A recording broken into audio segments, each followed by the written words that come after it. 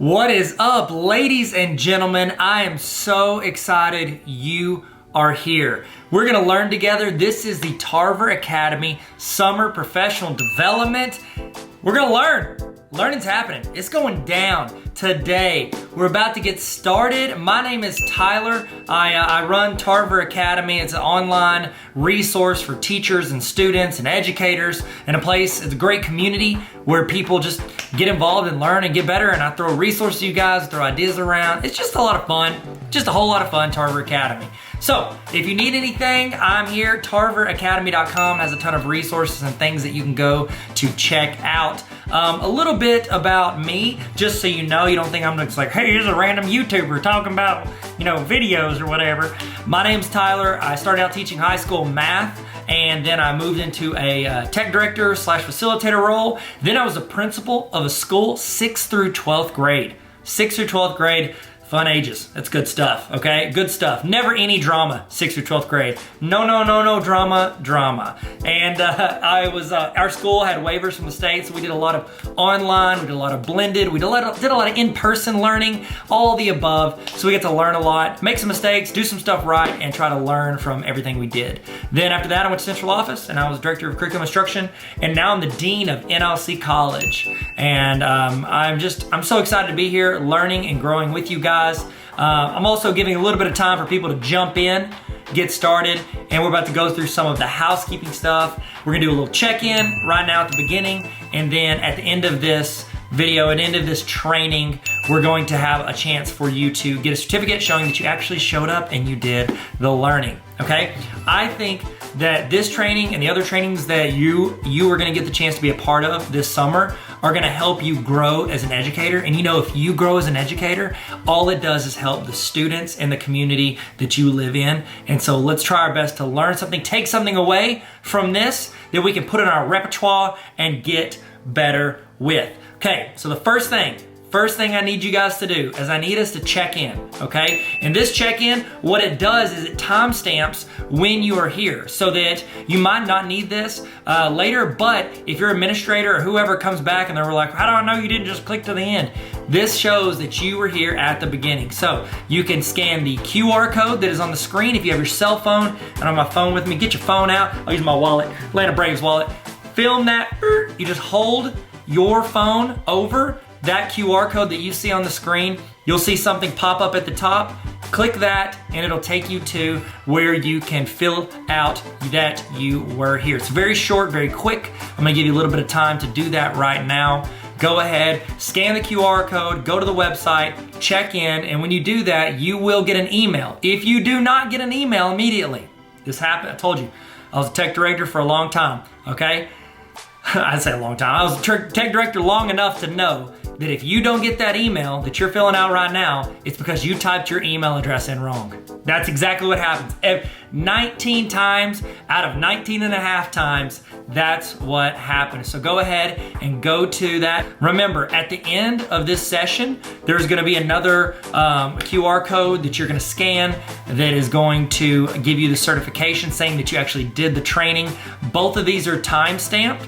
So if your administrator or whoever's in charge of PD for your district wants to see that and be like, how do I know you did this? You've got your check-in email that is time-stamped by me, not by you. It's into a PDF or it's into that email. And then you will also have the timestamp on your certificate showing that you did this. Okay, so hopefully everybody is getting that done. Okay, giving you a little bit of time. If you have any trouble, just keep trying because I think it's pretty important to get that logged in. Now, while we're doing that, if you're finishing that up, or if you can hear me, what I would love for you to do is I would love for you to hit the red subscribe button. This is my YouTube channel, Tarver Academy. That's what I call it. It's kind of where I got this started. I had this before I had the website, and then I put up the website to put all the resources and all the stuff I was doing. But if you would hit the red subscribe button right now, that would be huge. That would be just super cool of you. And that way, you can hopefully see some of the other trainings that I'm doing, see some videos I do throughout the year to help teachers, to help students, to have fun and learn together. So hit that red subscribe button. Did you do it? Did you? You get the like too, the little thumbs up. That's just YouTube etiquette. You hit the thumbs up. It's just really nice to do. So you want to hit the thumbs up button, you can. And I would love to start this. How about this? in the chat, okay? Because if you're watching this on my website, which is where you can watch it, that's fine. You're not gonna see the chat, but if you click and watch this on YouTube, you're gonna see a chat rolling on the side of the screen. Start it off. I want you guys in the chat to say who you are, like give your name, tell us what you teach and where you teach, okay? If you're an administrator, you can say that I'm a principal, or you can say your central office, whatever you do. I've got some people that have signed up for this that are aspiring educators. So this is great to say, I wanna be an educator, I wanna be an English teacher for high school, throw that in there. If you wanna be a kindergarten teacher, toss that in there, say you're in school. It's a great way to network because I think there is an amazing community of educators here wanting to learn and grow together. And I think that it's great if we look out for each other. So throw in the chat, I want you to say your name, what you teach, and where you teach. Throw that in the chat. All right, man, we're doing good. We're doing good. It's our warm up. We're feeling good. We're stretching it out. It's always good to stretch before you stretch. I don't know, I heard some friends say that, so I say it from time to time. Okay, next thing. This is another little thing. I've got one right here. So I've written a couple books. I've done Superheroes Need Sleep Too. This is a children's book. It's like a nap time book, so you don't have to read that. But this one I think is super relevant for you. This is the Baller Teacher Playbook, and in it I have like practical advice. It's 18 chapters. So the idea is that you could do this like once a week with your team for a full semester or every other week for a year and try to improve your teaching every week. I'm not doing this to sell it to you. I'm doing this to say I'm giving some of these away all summer to people that are participating in this. So if you want a chance to win one of these, or I think I probably got some other educator books. If you're like, I don't really want your book, Tyler, I got a ton of educator books. I'll send them to you. All you got to do, follow me on Instagram at Tyler Tarver. Follow me at Tyler Tarver on Instagram, and I'm gonna be giving these out throughout the summer. You might be the person I give it to. So follow me on Instagram, and then throw something in your Instagram story if you want, just to increase your chances of me seeing it. So I'm just gonna be clicking through. I see people follow on Instagram. I'm gonna throw out stuff to them. So random people will get it. You might not, but you won't if you don't. So there we go. Y'all feeling good? Does everybody feel good? Everybody throw in the chat who they are, where they teach, what they teach. Okay, so to explain also what this is, you are watching, this is a live broadcast. So this is going as a YouTube premiere or a full-on live video. So one of the two. Either way, that chat is happening live. Everybody that jumps into this video at any point is gonna be watching it at the same time as you. So it's great to get in the chat and talk, discuss, ask questions, give input. If we ask a question in the video, you can type it in your notes, but you can also type it in the chat. You can copy paste from the chat. It's a great way for you to be a part of this live broadcast, okay? So if you have a Google Notes, if you have a notes document, if you wanna take notes by hand, I've got a template for notes if you want. It sent it to you whenever you filled out your email. It should have been on that page whenever you did your check-in at the beginning. If not, it's on like every PD page. I have my website, tarveracademy.com. Click on PD and you get a free notes template, or you can take notes in your own doc. However you want to do it, take notes, write down stuff that's relevant to you, and copy paste stuff that people put in the chat. There's gonna be people in the chat that are way smarter than me. And so I'd love for you to copy paste that into the notes, and you can take that and make your teaching game elevate. So next thing, while we're getting logged in, people are still jumping in here. They're still jumping in the video, giving you a few minutes to do that. We're also, if you want to watch these videos, because after this ends, it's going to be gone off of here. However, I'm going to be putting all of these trainings, all like 30 something trainings.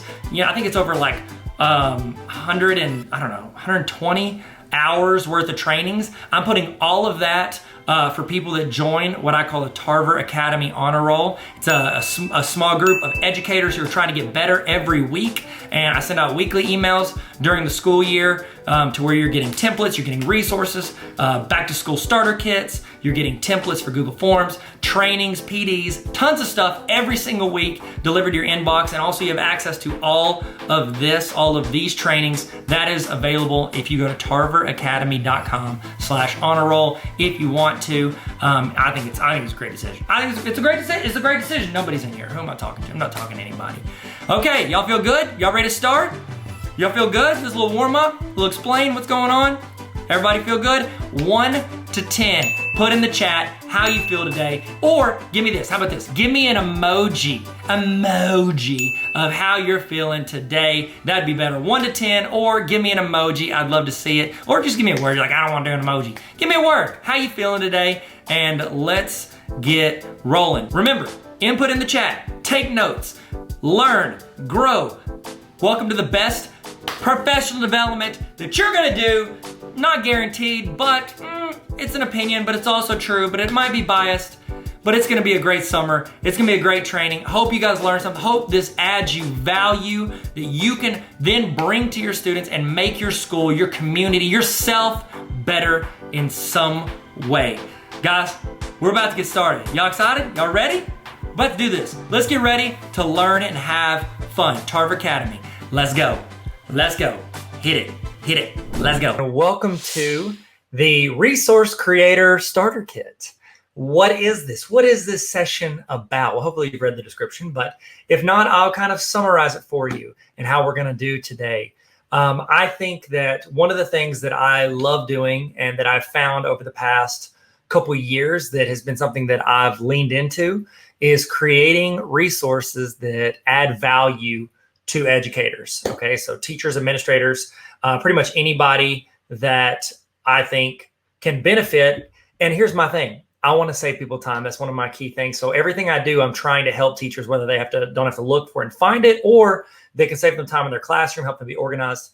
Okay, we're going to get into that. But the idea for today's session is that we go through different resources, thought process, and creating those resources, and how you can get in the habit of creating valuable resources for other educators, whether it's for yourself, your team, your school, or people around the world. So the way this is going to roll, this first section, I'm going to kind of give you some tips on mindset, and then I'm going to go through a bunch of resources. I'm just going to go through resources, give you some thought process, why I'm doing certain things, why I did certain things I would do different had I known what I know now. And then after that, I've got my friend Nadine Gilkison. She is a resource creator extraordinaire. She makes some of the most incredible resources I've seen for educators, and they're on the internet, they're everywhere there. She is phenomenal, much better than me. It's not a competition. If it was, she would win, but I would gladly ride her coattails. She makes some incredible resources. She's got a session she's going to do where she talks through how educators can make meaningful resources. And so she's going to do that. And then after that, I'm just going to do a quick walkthrough. I say quick walkthrough. It's going to take a little bit of time, but we're going to walk through two of my favorite platforms and how those would mesh together. And that's where we go from creating a lesson plan in Canva and importing it into Google Slides so that we can create a resource for ourselves or for other educators around the world. So to get started, I'm going to give you some thought processes as you look at creating resources. One of the key factors that I've found when creating resources where it adds value to people is whenever it is something that saves people time. As educators, whenever I was a teacher and when I was an administrator, it's like it feels so often like you will get resources like thrown at you. You'll get, or not resources, you'll get like assignments or things to do, or like, hey, you got to learn this new program, or you add this into your lesson. You've got to do this now. You get things added at you all the time. And you're like, this is going to take an extra 20 minutes a day or 2 hours a week or 30 minutes here. But it's never like you were just chilling and you were like, oh, it's cool. I had like 2 hours a day. I was just like hanging out. So this will be great. I can add this in. And too often we don't take things off of our plate. So when I do trainings on Google, when I work with schools, when I'm consulting, I always do my best to think, how can we, one, get rid of stuff that we don't need? How can we get rid of that? How can we get that off of our plate? If we're like, this isn't required by the department or required by the board, this is not required. Next question is it helpful? Is it adding value to ourselves and our teaching or to our students or our community? If it's not required and it's not adding value, drop that mug. Now, if it is required, like you have to do it because it's your job, or if it is helpful for students, how can we make that more efficient? And so whenever I'm trying to come up with resources to create, whenever I'm like, hey, I want to make this template or this digital interactive notebook or this online journal, whatever it is I'm trying to create, I try to think to myself, what is something that I wish I had had when I was in the classroom or when I was an administrator or when I was a student? What's something I wish I would have had that would help me be more efficient or more organized or just save me time and money whenever I'm doing this? So whenever I'm creating resources, the first thing I think is, okay, what is something I would like to have? That's my first thing. Like, what is something I would have liked to have in the classroom? And I'm going to talk through some of that when we go through some of these. But the bell ringer one, that was a big one for me. I was using like these old ACT Aspire like released items, and I'm rolling in and I'm just like, okay, next question. I write it on the board. I would rather have somebody like explaining to them on video how to do the problem as they worked it with them. That is teaching built in while I do all my admin stuff. So me creating that resource came out of the fact that like, this is something I wish I had when I was teaching. And so I try to think through that process. How could it save me time or say like enhance the learning? And I feel like that resource is a perfect model of something that did both. It saved me that time at the beginning so I could take roles, send emails, follow up with students that missed school. And then also it did the thing of actually like teaching them lessons while we're teaching the class. So that was the thought process. How can you be more efficient and how can you expand the learning in your classroom? Another thing that you can do is whenever you're making these resources, whenever I make a resource, if I'm like kind of run out of ideas, I'm like, I don't know what to make. One, I'll ask people on like TikTok or YouTube or Instagram, I'll be like, hey, what resource do you guys need? So like whenever it was like last summer, I made a couple of resources and I put a TikTok out there and I was like, hey, I want to make some more resources. What do you guys need? And a bunch of people said digital interactive notebooks. And I'm thinking to myself like, okay, I know what all three of those words mean individually, but I'm not sure what they mean all together. So I did a little bit of research. I Googled some stuff, found some things. I was like, okay, I've got an idea of a something I could build off of this, something I could create out of this, like in this world. And that's what I created. And I've really enjoyed making those templates for journals and interactive notebooks. And it's like essentially like a packet, a digital packet. And honestly, I had not put respect on the name of Google Slides like I should have. I thought Google Slides, like, oh, okay, it's just like a watered down PowerPoint that you can access anywhere. Oh, how wrong I was, because Google Slides is actually like one of the top 3 GOAT tools. Like if you got like, if we're talking GOATs, we're talking like Jordan, LeBron, and Kareem.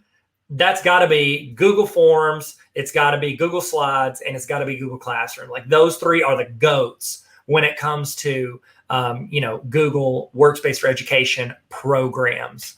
Okay, so forgot what I was saying out of that. Why did I bring that up? The digital interactive notebooks and using Google Slides. So like that program I learned just by asking, crowdsourcing, like, what do you guys need? I'll start making that resource for you. And here's another one, and I don't know if like I'm allowed to say this, but honestly, I'll just roll over to Teachers Pay Teachers and I'll look and see what's popular. Because usually if something's trending or something's doing well, it means the teachers need it. And I'm sitting here thinking like, okay, well, I could go in and I could find this resource and, teachers could pay $2 or $10 or $20 for it. Or I could spend, 1 or 2 or 6 or 12 hours, or in the case of Rock the Quote, like, 80 or 90 hours. I could go in and spend that time creating that resource and then giving it to teachers for free. Okay. And so now I'm not saying that whenever you create resources, you have to offer it for free. Absolutely not saying that. Like, I don't look down on anybody that sticks something on Teachers Pay Teachers. Like, I have a few resources of mine. Like, I've got a library of resources I'm going to show you and walk through. But a few of those resources are on Teachers Pay Teachers. They get it for free on my website, or they can pay on Teachers Pay Teachers. Now, I stuck them up there, and I honestly, I want to put like all of mine up there, but it's just time consuming. And I'm like, okay, I'm trying to create the next resource when I should put it up there. But here's the deal. If you're like doing this and you're like, you know what, I made this resource or I built this lesson plan. I know facilitators that have worked with me that built this incredible lesson plan. And they were like, hey, can I put this on TPT and make some money on the side? I was like, absolutely, you can. Like, as long as it doesn't break the policies for your school and those overlap and your administrator is okay with it, then I say go for it. And I encourage my teachers. I'm like, yes, if you're going to go out of your way, because here's the deal. If they go out and they make a great, curriculum map for, 3rd grade or whatever it is, why would I not want to add that value to other educators around the world? And if it can help get my teachers side money for what they're already creating, why would I not encourage that? That was my perspective as an administrator. Not everybody's on board with that. I get there's reasons, blah, blah, blah. I don't think they're good reasons, but then again, I'm not their boss, so I can't tell them what to do. I'm not their boss yet. I'm just kidding. Not their boss. So whenever you're creating, obviously check if it's something you're doing on your work time, make sure that your administrator or your boss is okay with it. However, whenever you're creating these things, don't feel bad if you're putting it up for money. Your time is worth money. Okay. And so so I'm just going to tell you I'm going to tell you my personal journey with this, my thought process. And you honestly, you decide and pick what you're wanting to do. You're here for a reason. You're here because you either want to create resources for yourself, your team, or you want to create resources to put out there for free or to put out there to make side money, which is super helpful to go on vacations or buy things for Christmas. Like, how many of us as educators do side jobs? I shot over 80 weddings outside of working in education because we needed the side money because my wife wanted to stay home with our kids. So it's we all have our own reasons for doing this. I tutored after school back before the No Child Left Behind money ran out, and did that after school. And then I did that 4 days a week from 4 p.m. to 8 p.m. after I got done teaching. You do that stuff. Why not be able to make money with the stuff you're spending your time creating? And so anybody that looks down on that, you just gotta honestly just ignore the haters. Is that something? Do we still say that? Haters. I'm sorry. That's my best Kanye impression. Haters. He doesn't talk like that. I don't know why I said he does. But here's the deal. You just do what you feel comfortable with and you put it out there. And here's the deal. The market's going to decide. If you make something and you charge a certain amount of money for it and nobody buys it, either one, nobody knows it exists, or two, it's overpriced. My personal journey with this is whenever I started creating YouTube videos back in 2007 or 8, and I'm putting up full geometry lessons, math stuff. When I became a principal, I would put out on video or on Twitter, I'd be like, hey, if you're a student and you want help with math, hit me up, screenshot the picture or take a picture with your phone, put it on Twitter, which is a public forum. So they're not sending me pictures behind the scenes. That'd be weird. And so they're putting it out there in a public forum. They're sending me the problem. I uploaded it into Explain Everything. It was an app on my iPad. I would upload after work was over and I'm done for the day. I had a long drive home. It was an hour and 10 minutes where we lived from where I worked. And so I would import into Explain Everything their question. I would hit record. I would work the problem. And then I would export it. And while I'm driving home, I would have it rendering and uploading into YouTube. And I'm putting those resources out for students. Well, a few years later, fast forward a little bit, and I started putting out resources for teachers. And here's the deal. Personally, I always felt bad charging money for any of that stuff. So I'm like, hey, I just want to help educators. I want to help teachers. A couple of them I was doing in the course of my job, I'm making this for my teachers or I'm making this for my school or whoever. And other times it was stuff that I created for them. And then a couple years later, I'm like, hey, this might help other people. So I make a generic version and I put it out there. I did that with my curriculum app, which hopefully I'll show you in a second if I ever stop talking. And so whenever you are making these, or whenever I was making those resources, I'm putting them out for free. Now, currently I still put all of my resources out for free. Now, I heard somebody talk about this on TikTok the other day, and they were charging $1.50 for something that was a super awesome resource. And they were like, you know what? I learned because I think she had a graphic design degree, and she learned in school, my time is valuable to me. That's worth money to me. And so it's I'm sitting here thinking I've got these resources and I want to provide them to teachers. And I was like, but it would be super cool if I was able to make side money doing this, because then I could film less weddings on the side, which gives me more time to make more resources for teachers. So do you get the dynamic there? Sometimes if you're working a side gig, my mom, she sold watches at Dillard's for 3 months leading up to Christmas, every year when I was growing up, so she could make side money to buy us Christmas presents. Okay. And she was a teacher. And so it's if we can make that side money, that frees us up to make more resources to provide more things for educators, whether they're free or paid. And so the way I did it, I'll tell you mine, because I'm still trying to figure this out. And if you have any thoughts or ideas, throw them in the chat. I would love to hear your thoughts on this. Be kind. That's rule number one. Be kind to people, because some people might want to charge, some people might want to be free. I've found a combination of both that I think is a good balance to where I can still add a lot of value to people for free. However, there's opportunity if people see the value in it, where I can make money from it to help me create more resources and do more for educators. And so the way I've got it set up, and you can use this idea if you got any questions, throw it in the chat. I would love to see them. And so what I did was, and I'll show you my website. So let me pop the link up real quick, and I'm going to walk you through, and then we're actually going to do a walkthrough of the resources. Okay. So I'm going to put this on the screen so you can see what that looks like. tarveracademy.com/resources. Okay. So you go here, it's a website, and I'll show you all the stuff that's free. And then I'll show you my thought process on what I like have is like, they call it like a paywall, like you pay the pay to play paywall, whatever they call it. This is where like you step in and you're like, okay, cool. I'm willing to pay money to learn that skill set. So let me show you. So here we go. So this is tarveracademy.com/resources. So right here, this is my Google Teacher cheat sheet, Google Student cheat sheet, and Remote Learning cheat sheet for parents. These are all free. You click these, you can either view my copy or create your own copy. And I tell teachers, I tell them, if you've been with me in any of the summer PD, if you've been with me in any of the PDs I've done in person at schools or trainings, I tell teachers, I was like, look, take my resources, make a copy, delete my name if you want to. Make sure you subscribe. That'd be cool. But delete my name if you want to. Make it your resource. You can add value. You can use my presentation, make a copy, and put it out there for your educators. Okay. So I try to explain here my thought process on what I'm doing, and I'll show you here in a second. So here is like, these are my three main ones. I put those up here with photos. But down here, these are all of my resources.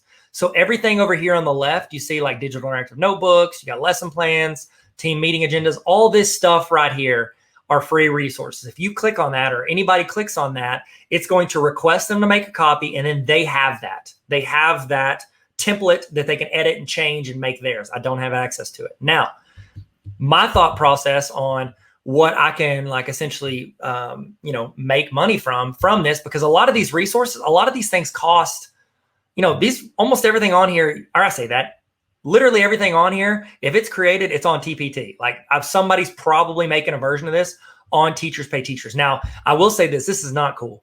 I've heard of people that will take free resources that educators make, like myself. I think Nadine's had it happen to her. A couple people, they'll make free resources. Other people will go in, make a copy, delete that person's name off of it, and sell it. That, honestly, that's not cool. Okay. That's borderline like theft, right? Because it's like their intellectual property. Now, granted, you can take an idea. I think I'm not the like expert on copyright, but you can take an idea and you can go in and you can like create your own version of that, and you can take your own version of that, and then you can like build a resource similar. I think that's okay because you're creating the resource. But if you make a copy and then you just like change the name, that's tu es muy no bueno, in my opinion. But again, I'm not the police. But I always tell people, make a copy and you can take my name off and use it for your school or for people or when you're presenting.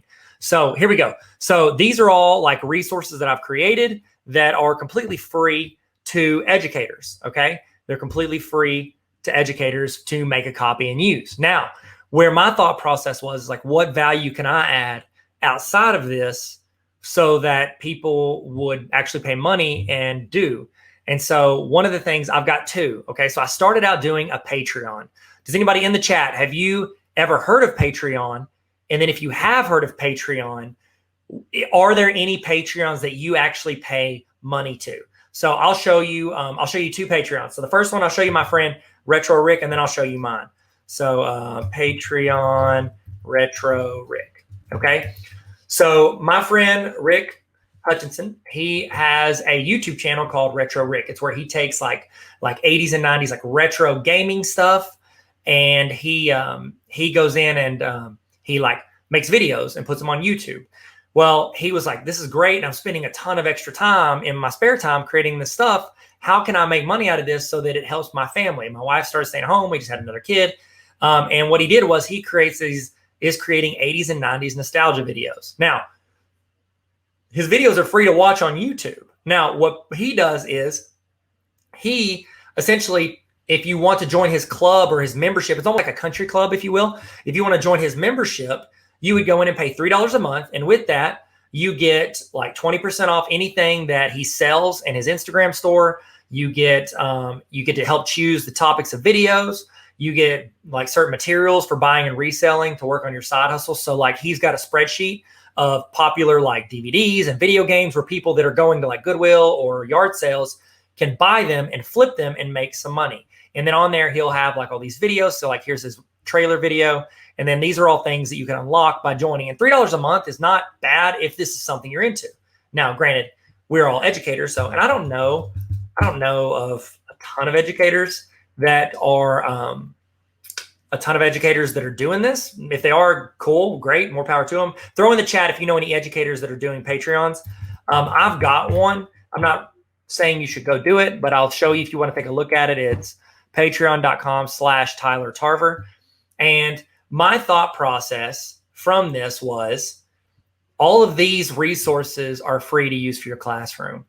What I've also created and spent time doing outside of actually making them, I went in and made walkthroughs on how to use them. Okay. So it's like on TikTok, if I go and I'm like, hey, you want these digital interactive notebooks? You can do this, this, and this, blah, blah, blah. It's like a minute or less. It's pretty quick. It's pretty rapid fire when it comes to explaining that resource. Well, this walkthrough is either a walkthrough of how to use it. Like, hey, I would take this. I would go into Google Classroom. I would do this. I would do this. It's like a step-by-step walkthrough for teachers on how to implement this into their classroom. Now, not every teacher needs that, so they could just make a copy for free. And then if they wanted those resources, they could do it. Now, also, I've started creating walkthroughs of how to create some of these resources. So I told you, like, I've got a session, then Nadine's got a session. And at the end, I'm going to do a full walkthrough on creating a resource starting in Canva and then getting it into Google Slides. That video is a resource that usually costs money that somebody can watch either on my Patreon or what I call on my honor roll. Okay. So this is, think through to yourself, how would I create this? What service could I offer where people would pay money for me to create these resources? Or again, if you're going to do free, that's fine. But I'm walking through for people that would want to make money. So you can list them individually on Teachers Pay Teachers. And if somebody finds it, they can buy it and you can make money from it. Now, here's the thing, the issue I always have, not an issue, but a thought process from one entrepreneur to another. Whenever you rely on a website like Teachers Pay Teachers or YouTube or TikTok or anything like that, when you're relying on these other places and essentially relying on the algorithm or that company, one, they're going to take a chunk of that money, which is fine. That's understand they're providing a service or a framework or whatever. But the big thing is you don't control their algorithm. So you might have a resource on Teachers Pay Teachers that pops off one month and you get like a ton of attention and you get it downloaded, it's downloaded 10,000 times in 1 month. And you're like, oh my goodness, yes. And then you're like, okay, cool, we can plan on this. Within the next month, it might not pop to the top or might not be as relevant in TPT. Teachers Pay Teachers might not push it. And then you drops and you sell 3 of them. You don't control them. So whenever you're creating something like this, where it's a membership, either through, Patreon or Squarespace or whatever you're creating your membership through, you get to control that. Like if that audience finds you and you push them there, then you have them as long as they see what you're offering is valuable and worth the value they're putting into it. So this one, so I've got 2 levels for this. And this, again, this is not a pitch for you to hit up my Patreon, okay? I'm showing you this so that you can think through what value can I add for people as I create resources if you do want to make money out of it. So for $3 a month, that means they get access to this directory I made. It's like this big spreadsheet of all of these tutorials and resources where people can use it in a spreadsheet. They get access to all the virtual summer PD, which is what you're watching right now. They get resources and templates for their classroom. PD, like pretty much anything I create, whether I'm doing it in person or recording on here, I'll put on here for them to watch. Now, for $7, that's the Google Training Track. They get actually more in-depth videos where we go through, like 1 month, we learned a bunch of stuff in depth on Google Slides. 1 month, we went in on Google Forms. It's like we're really leaning into, like, I want to learn how to create these resources. I want to learn how to use this platform. So it's like an in-depth training that I do weekly for them. Okay. So that's the idea. So if you're taking notes, if you're thinking through, like, what is something I can offer to people, either free or paid or a combination of both, think through what is the value of that to someone else to where they would click and purchase. Okay. Now, this is where I think I've got like 65 people on here, which is really cool. Like, those people, I respect that community. I love that community. And I try to provide them value every single week because these people are paying money. And I respect that because here's the deal. I have made so many free resources for so long and had zero attention, to where the fact that I am extremely humbled and honored when somebody's willing to put $3 a month towards something that I made or produced. That has an extreme amount of respect with me, and I don't want to take advantage of that. So whatever you do, if you're asking people for money, don't think you deserve it or they owe it to you or whatever, just because you put whatever in. Respect that people have chosen to put a portion of their finances your way because of something you're offering, okay? And I think that's honestly, that's just a personal attitude I have. I'm grateful and humble about it. And I think that most of us should have that. And I think that honestly, as educators, I think most of us are. If you're willing to put time and effort into creating free or paid resources for people, you have the heart of like, hey, I want to help people. But also you value your time, okay? So that's one way you can try to make money out of it. You can go to Teachers Pay Teachers and upload them as individual downloads that people pay for, or you can do Patreon. Now, I'm going to show you the other one that I utilize. So here is, my website provider, if you've heard of Squarespace, I think they sponsor the New York Knicks. So Squarespace is my website. It's what I host my website through. They have a feature built in where you can actually like sell things through your website. So I pay like an extra amount a year to the website to where I can have stuff like this. So if you signed up for the premium trainings, if you're in premium training right now, you get access to all that. You bought it through here. Now I'm offering a third of all these trainings for free throughout the summer. So I'm still providing free value to people if they're willing to work their schedule around it. But then I also offer triple that if they bought in for $38. Now, I thought this was pretty fair because it's like $38 gets you, 120 trainings. I mean, think of how much you pay if you went to a PD. It feels like that was pretty fair. And that's Tyler's opinion, but who cares what Tyler thinks? It matters if people are willing to pay for it. So it allows me to sell things from mine. So essentially, I can create a Teachers Pay Teachers on my website. As you can tell, I've only got 2 out of my like 50 resources on here because I just stick them out for free and then I move on to the next thing. I need to put them on here because, and here's the deal, somebody could pay for this or they can go download it for free. What they get if they pay for it is they get the video walkthrough. So it's like, I don't want to subscribe monthly to your Patreon or your honor roll. I'm going to go in and do this. Okay. So you're going to go in and you can create these to where people can look at it and say, oh, that's worth, that digital baller lesson plan, weekly lesson plan is worth $2 to me. I'll purchase that for $2. Okay. So that's one. Here's the one that I've been leaning into. And so if you've been to any of my PDs, I made like one of the breaks is a commercial for this. I think I'd have to, hold on, let me switch out and share a different screen. So I'm going to swap that. Hey, what's up, guys? I'm a lot larger than real life. Okay. That's larger than real life. That's not, I was trying to think of the Backstreet Boys song in the chat. What is the greatest Backstreet Boys song ever made? There actually is a correct answer here. So tell me what it is. Okay. So I'm about to show you the other one, and then we're going to go through and do kind of a rapid fire on all the resources because I feel like I've covered a lot of like what you can do with the resources you're creating. Then I want to talk through actually doing those resources. So let me do this. Let me share my screen. Let me actually remove this screen. Remove, stop that. All right, share screen. Okay, so this is the one I've kind of leaned into, and this is the one, if you've seen this, there's been a commercial, like, let's say commercial. It's like me talking about this and seeing if it would correlate with what value you want. And so if you're serious about creating resources, if you're serious about like, hey, I have a service or training, a resource, something to offer people, and I think it's valuable enough for people to pay for, I highly recommend you get a Square, and I don't work for Squarespace. They're not paying me. I know they sponsor a lot of people who want to sponsor me Squarespace. I accept, but I'm not on there. I highly recommend you start a Squarespace website of what you have. And then I recommend that you create some sort of membership on there. And so what I've got is, this is kind of like my honor roll. Pretty much this is all access to every training, every walkthrough, everything that I've created goes into this honor roll. And I'll click the link if you're interested, if you want to. No big deal. Follow your heart, whatever. You do whatever. I'm not, again, this is not just like, oh, it's just one big ad for his honor roll. No, it's not. I'm walking you through what you could create so you can think of ideas. Okay, so chill. All right. So I'm kidding. I came in very aggressive. I'm not being aggressive, I promise. I think you're great. I see in the chat, the correct answer for the best Backstreet Boys song ever made is Everybody. And that's absolutely great. Everybody, yeah. A lot of people might not believe this, but I've never had professional training when it comes to singing. I know you have the voice of an angel and people are like, what? You trained for years? Absolutely not. It's natural. Okay. So if you go to tarveracademy.com/honor roll, this is my membership.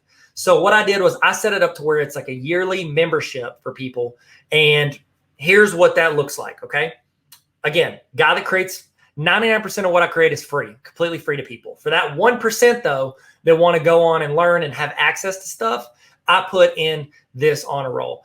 And whenever I'm sitting here thinking like, what could I do, or how could I want to offer for free, but then how would I create these resources and do something to where I can not have to film, 30 weddings a year? Created this. So under here, these people get access to all of my all of my summer trainings, like all 120 sessions. They click here and they get the calendar to go to all of it. Okay. So they get access to all of it. So you're thinking, well, then you could have just bought the premium for $38 and you're good to go. Why would I pay? I think it's at $92 a year is what it costs for my honor roll. And my reasoning for doing yearly is because I worked in education. A lot of districts, if you see like something that can be valuable to your teaching, a lot of times your district will reimburse you for it. And so my thought was, instead of districts, they're not going to sign up for something monthly very often. Now I have had a few buildings and districts sign up to get this for their whole building. And that's just something I work out with them. And then I give them access to it all year for their whole building. But the idea is that one teacher could come in, they pay $92 and they get access to all of my summer trainings. Not only when they roll live, like you're watching this possibly, or maybe you are watching pre-recorded and you're on the honor roll. What's up, player? How you living? Then also at the end of the week, every week, I'm putting links to where people can click and watch any of my sessions on demand. So these are all rolling live. Now, if people are like, hey, I would like to go there and walk through this or maybe use it with my students or go through with my teachers or whatever, they can sign up for the honor roll and then they can watch, pause, replay. They can go back through as much as they want through the trainings that I'm doing this summer. So they get access to all of them as they roll live. They get access to them all year long. So anytime, it's like, have you ever heard of like masterclass? Like where you learn film from Martin Scorsese or learn how to shoot from Steph Curry. That's what this is. Essentially, it's like access to master classes for all these trainings for teachers. Okay. Then from September until the end of May, every week, I email out So here's an example. So I send this email. I did this for the end of the year for my honor roll. So they get weekly emails delivered to them. So it's like I go and take even more time creating this email specifically for these people that sign up for my honor roll. And so I'm going to send it out. It's going to have this on it. I'm going to make like a few fun comments. I always put a teacher education meme in here. Then I say, welcome back to the honor roll. Then I give them like either a template or a training or a resource, some sort of resource that can help them. This one I did end of year course evaluation, Google Forms, gave them that form. I explain it in a fun way. I think it's fun. Then I give them very clear instructions on how to use that for their classes. Then I always do like 5 quick tips. I call them quickity quick flippity tips. I don't know. It's dumb. I probably need to change that title. In the chat, what is a better title for this than what I just called that? Okay. So these are like 5 quick video tips. They're a minute or less. I got a mystery tip, stuff like that. Then here's one of the big ones. They get to actually choose what resources and trainings and things that I create. So it's like, that's common with a lot of creators that make stuff for free, but then they have like memberships. So if you're creating stuff for free, you're creating resources. One way you could offer a value to other people is saying like, hey, you can give suggestions and I'll put your ideas first. You get to choose what resource I make. So it's like, I could join the honor roll. I'm getting all this stuff. And then also I'm like, hey, I need a daily student reflection journal. You could go in and you could suggest that. And then I'll probably create it. And I'll put in the list and create it first before I create anything else. Roll in. And then it just says goodbye. And I say, thanks for being a part of the Tarver Academy honor roll. So they get all the stuff. Like it's like I've compiled literally everything into this. And so it's like you can offer 99% of what you do for free. I've got thousands of free videos on there. But if you want access to this other side of it or this organization, and like I've got also, that's just that one email. Sorry, I didn't finish going through this. And then what I do is I also like what you just saw with those resources. I put those in here as well. So those are the emails I sent. And then we go mailbag so they can ask the questions from here. And then what I do is I organize all of those templates and walkthroughs. And there's the links to all those walkthroughs. So when you saw those walkthroughs over there on the free page, now they can come here and they can just click in here and watch. Start of the semester stuff, lesson planning, activities, all this stuff.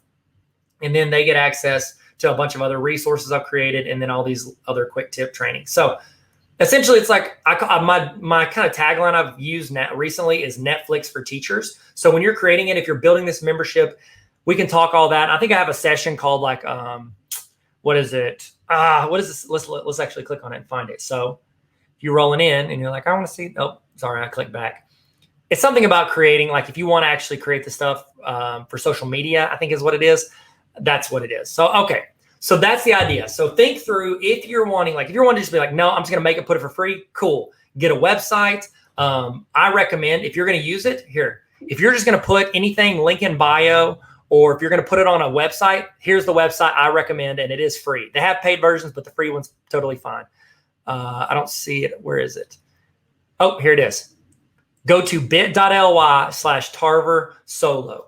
You can create this. It's like a link in bio, but also, and this is where I like push people to all the time, is, hey, I've got the resource here, link in my bio. What you can do is you can have them email you, text you, all your social media, and then you can organize all of your resources, trainings. Like this is what mine looks like. Super easy to use and super free. You can pay if you're like, oh, I need this feature or this feature, but honestly, the free one's probably going to work fine. So go check that out, create that. If you're going to make resources, you need a place to put them. I recommend using Solo. It's better than Linktree. It's better than Tap.bio. I've had those before. This is the move. I promise you, use bit.ly/Tarver Solo and sign up for that. Okay? Sweet. So here's a list. These are a lot of my resources too. So if I talk about something, you can go in here under templates or resources and use those resources. Okay? Sweet. We're going to go through on my website if that's okay with you, if you're not going to get upset.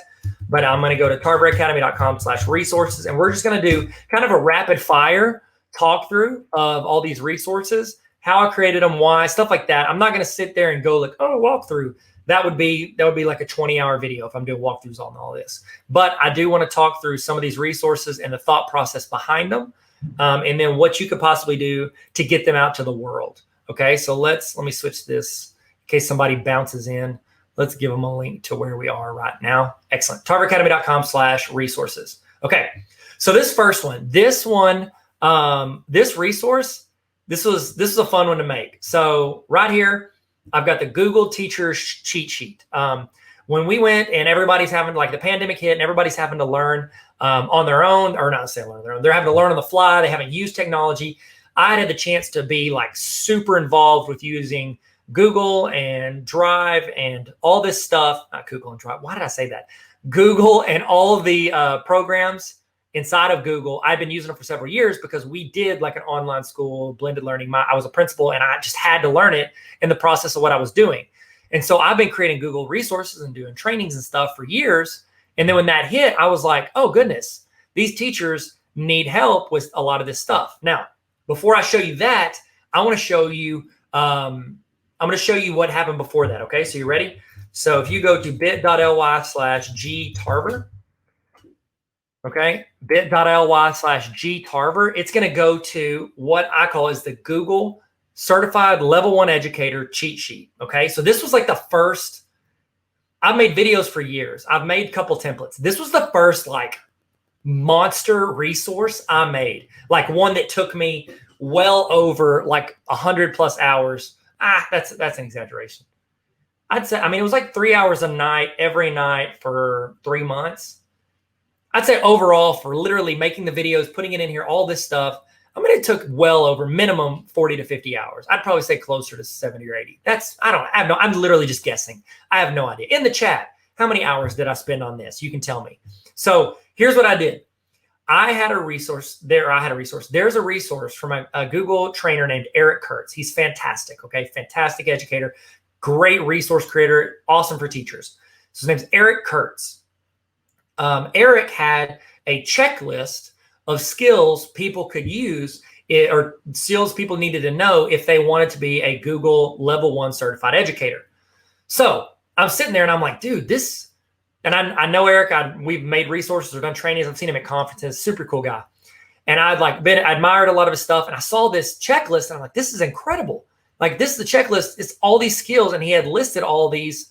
Well, actually I can show you what it looked like. So this is what it looks like now. I can show you what it looked like when he created it because I made a copy of it and I made a copy of that list. Now I will tell you this, anytime you take someone else's resource and you are going to like make an adaptation of it, is that a phrase? Make an adaptation of it. If you're going to adapt someone else's resource and use it as your own, you need to get permission. Okay. That's resource etiquette. So what I did was I made a copy of his checklist, which his checklist looked like this in 2017. He had it on, he still has it on his website. Skill checklist, Google Certified Educator Level 1. He's got a table of contents, and then he listed out all these skills that people need to know to be a certified level 1 educator. Now, my idea was that's cool, but if I don't, like, say I'm using this checklist and I don't know how to use, let's say I don't know how to create a Google document. What do I do if I want to learn that? So I thought, well, you know what? And I was literally, I'm telling you the process, I'm thinking to myself, okay, I would like to just click on it and have someone teach me how to do it. So I reached out to Eric. I'm going to call him Eric. Like, we're good buds. I do know him. I think he'd be cool if we call him Eric. I mean, I've called him Eric to his face. So yeah.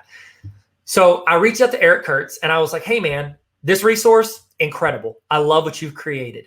Would you be okay with me making a copy of it and putting in links to tutorial videos of how to do these things?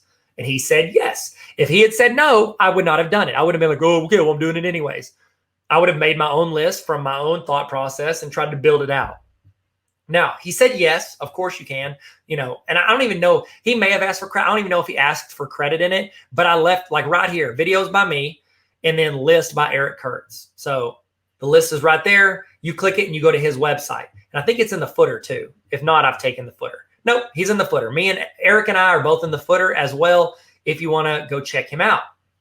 Now, my thought was, okay, I'm going to take this and I'm going to make videos. And I already had several Google tutorial videos that I'd made for my teachers. So like when I was at central office, if anybody had trouble or needed help with anything Google, instead of me like, okay, what's your prep period? Okay, I'm going to change my meetings around. I'm going to go over there. I'm going to spend 3 minutes showing them a tutorial. I would just say, hey, what do you need to know? Cool. I'd make a video and I'd send it to them. And that created a video out of it. So sometimes whenever I was making, like I took something from the Department of Ed, I used to be in charge of mentor teachers for our district. And so I think they called project director. So I was project director for mentor teachers at our district. So I oversaw new teachers and their mentor and them meeting and helping out new teachers. They gave me something and I was like, how can we make this more organized? So I'm making it as organized as I could. And then I'm making tutorial videos in case somebody doesn't know how to upload a document or somebody doesn't know how to make a copy of something. I'm making those videos because that's how I would want it to be explained. I always, every time I'm making a resource or creating something or trying to explain something, I think of that line from The Office. In the chat, who is your favorite Office character? In the chat, who is your favorite Office character? Okay. In The Office, there's a spot where Oscar is trying to explain something to Michael Scott. And Michael Scott hears him explain it. Then he looks at him. He goes, explain it to me like I'm a 5-year-old. Okay. I'm not saying educators are the mind of a 5-year-old. Educators are very smart and talented and gifted, and they have bachelor's degrees.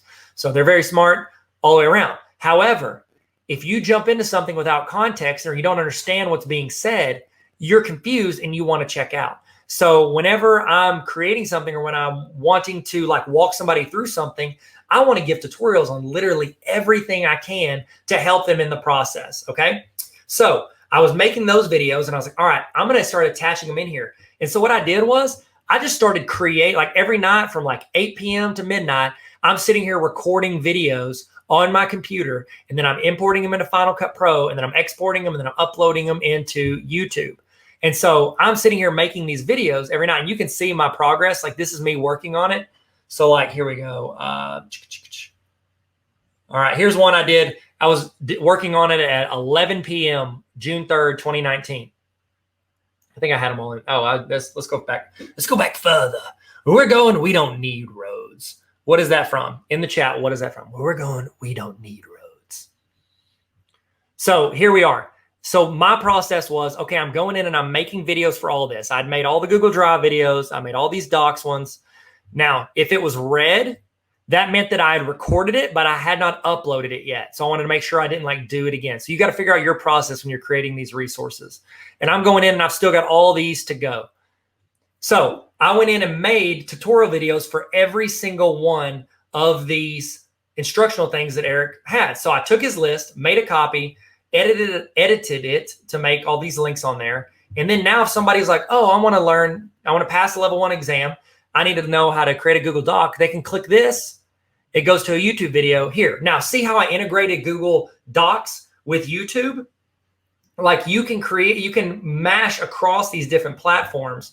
And here it goes. They have a video, and they can just, boom, I'm gonna hit that like button. Make sure y'all hit the like button in this video. That'd be nice. Actually, more importantly, hit the red subscribe button. That'd be dope. So this is me going through explaining the video in 3 minutes on how to do that. Okay. So here's the deal, guys. And this is the thought: as you make resources, do not get discouraged. I went in and I created this, and I'm not gonna lie, I thought it took me so much time. And I sit here and thought, this is an incredible, like, this is it. This is an amazing resource that can help educators. I put it out there. Like, I think I put it on Twitter is where I put, because there's a ton of educators on Twitter. And I put it out there and I was like, oh, great, they're going to love it. It got some retweets, but it never, like, it did not take off. People maybe looked at it and then didn't come back. Like, it did not have the legs that I thought it would. I didn't think it was going to, I thought people would love it and it would go crazy and be great. It did not have the impact that I thought it would. Don't put all your eggs in one resource basket. Don't be like, I'm going to make this one resource.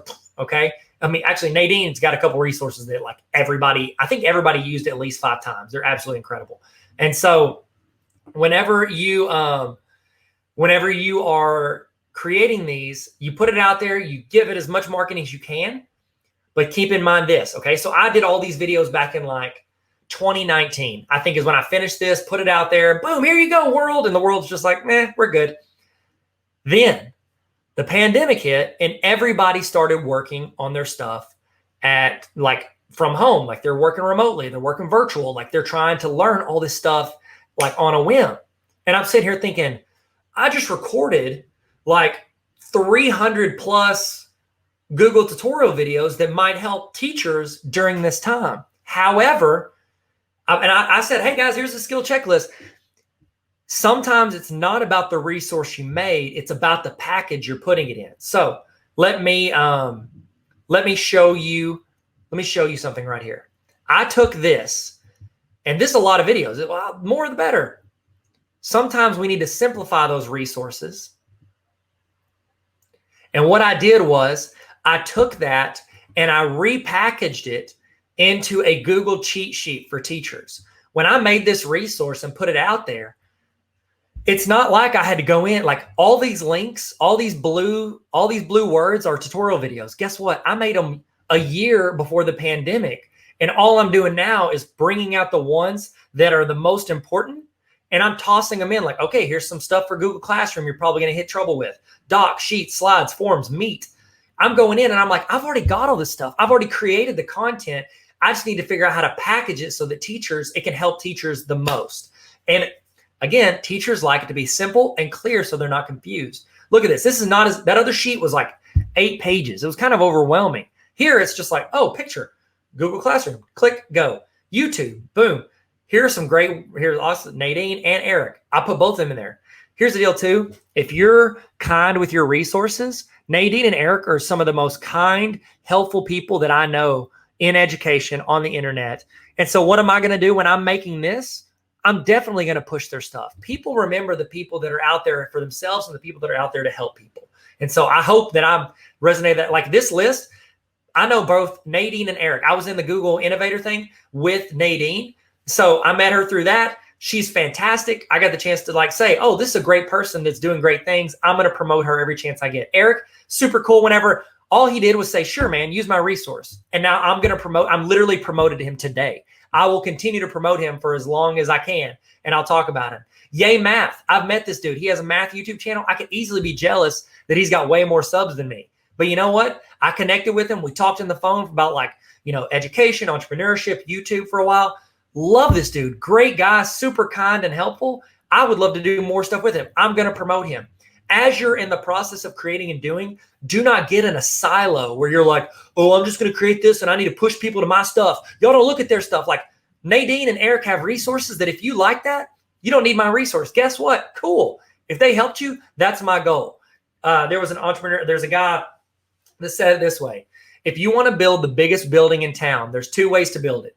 Either you can help build it and just make it as tall as you can and not worry about the other buildings growing up around you, or you can try to tear down every building around you and just be the one left standing. I highly recommend trying to build up and empower those around you.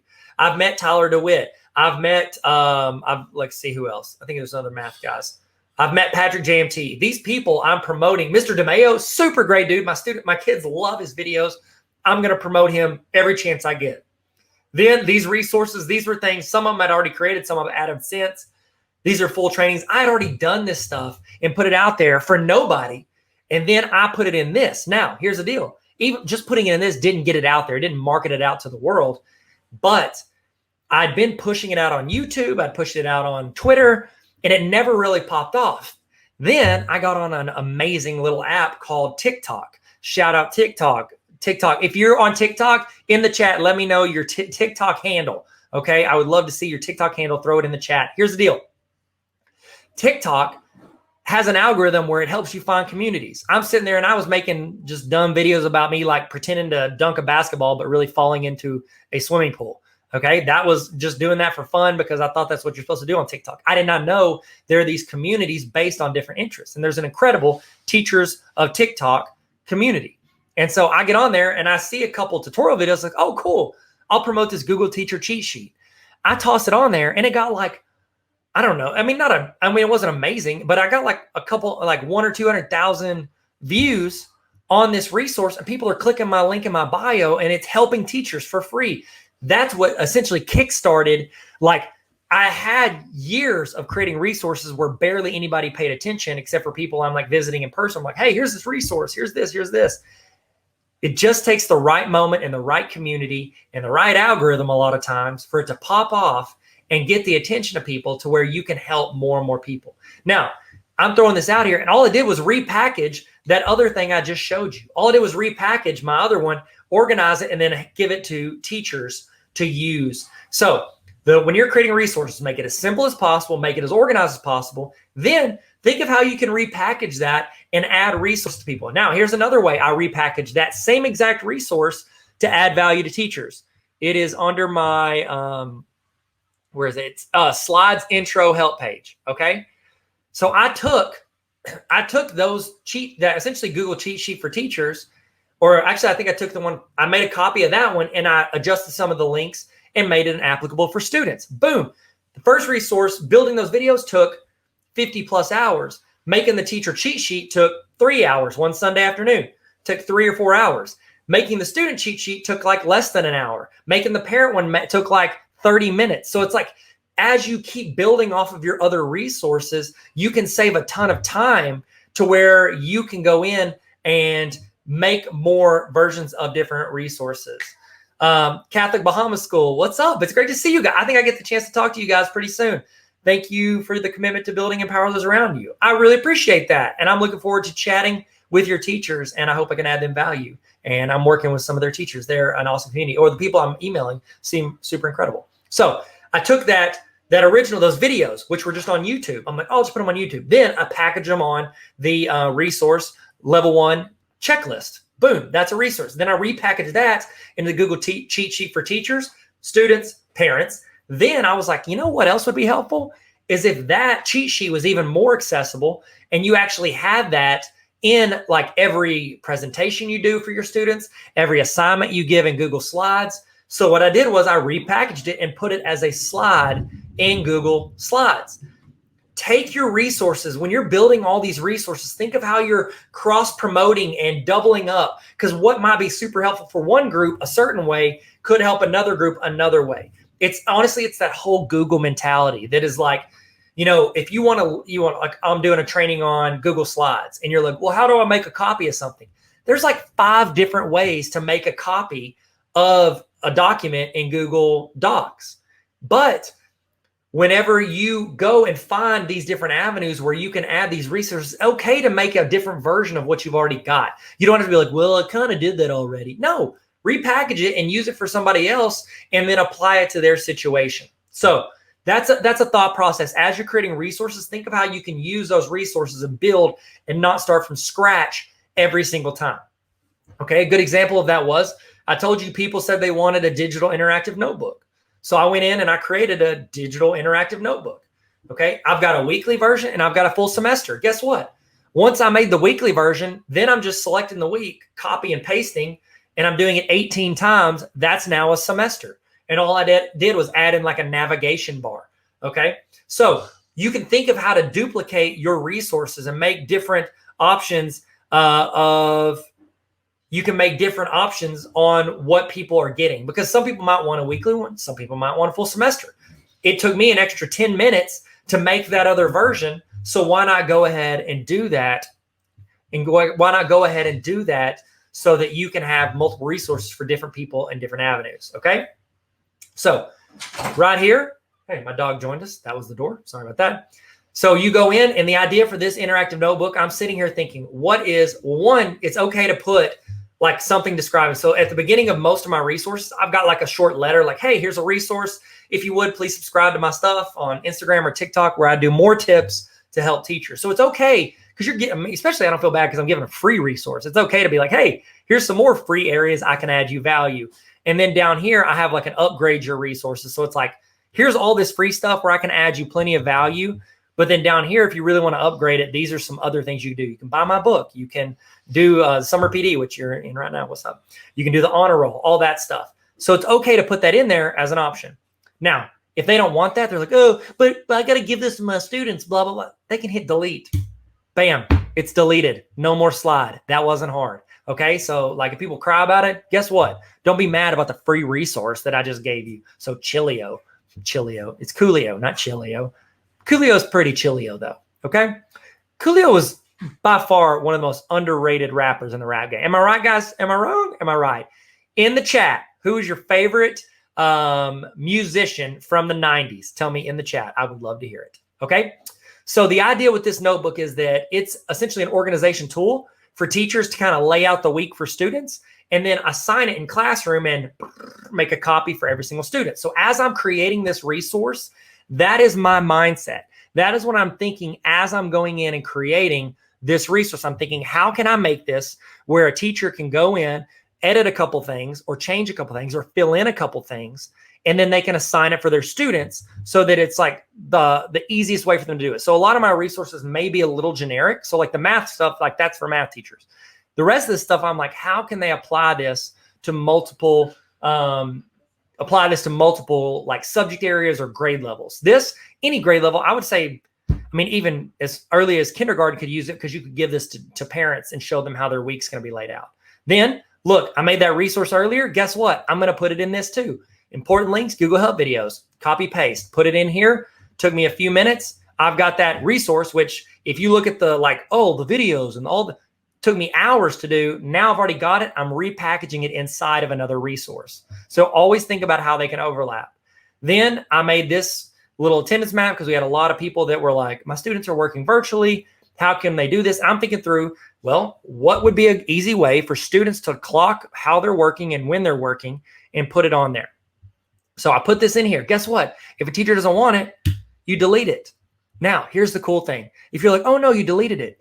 When you build these, especially in Google Slides, when you're building these resources and these templates and these master slides, actually, I think they call it Theme Builder now. When you're in Theme Builder and you're building all these slides, you're adding to your repertoire of it. So like this right here, if I click this drop down, it's going to have all of these templates from, like, a lot of these aren't in this. They're from different resources I've made that now overlap into this theme. Okay. They would go in, they could put the week number. They put the week at a glance. I wanted them to be able to say this for their students. And then they have it to where they can list out stuff. They can leave it blank for students to fill in. And also, whenever you're making these resources, think through like, okay, if I give this to a teacher and then a teacher assigns it to students, what is going to get lost in translation? And I made these boxes to where you can click them. You can click, like I've got like an invisible box over this. And then when you do something on the to-do list, you can click this and it fills in the box. I thought, you know what? There's a good chance this is not going to be translated to students from the teachers I'm giving this to. So what I did was I put instructions with a link to a video tutorial over here on the left explaining how they can fill in the checklist. So students now teachers don't have to explain it to their students. I'm bypassing that and I'm doing it to where they can just go in and be like, okay, I can read this and I know what I'm doing with this resource. And then I do Monday through Friday. And then I end the week, I tossed in a Cornell Notes and a blank notes page. Like I wasn't even planning on doing a Cornell Notes page. And I was like, you know what? let me look up what a template looks like for that, because I'd never used Cornell Notes in my life as a student or teacher. And so I went in and made that resource. This one took me, I mean, this honestly didn't take that long. I think I made this little theme in like 20 minutes. So now I've got that. I can add that to anything I want. It's in my repertoire. Big wins from the week. This is a way for the students to reflect. Now, I started with this. This was the first. This took a while, for real. I actually started with the semester one. It took a long time because I made like a navigation bar and all this stuff. Now, this took a while to make. However, then whenever I decided, you know what, I want to make another journal, guess what? I've already got the background templates. I've got the intro pages. I've got the help slides. I've got all that stuff. All I did was make a copy of that template. And then I went in and made, let's see, what's one that I made a copy of?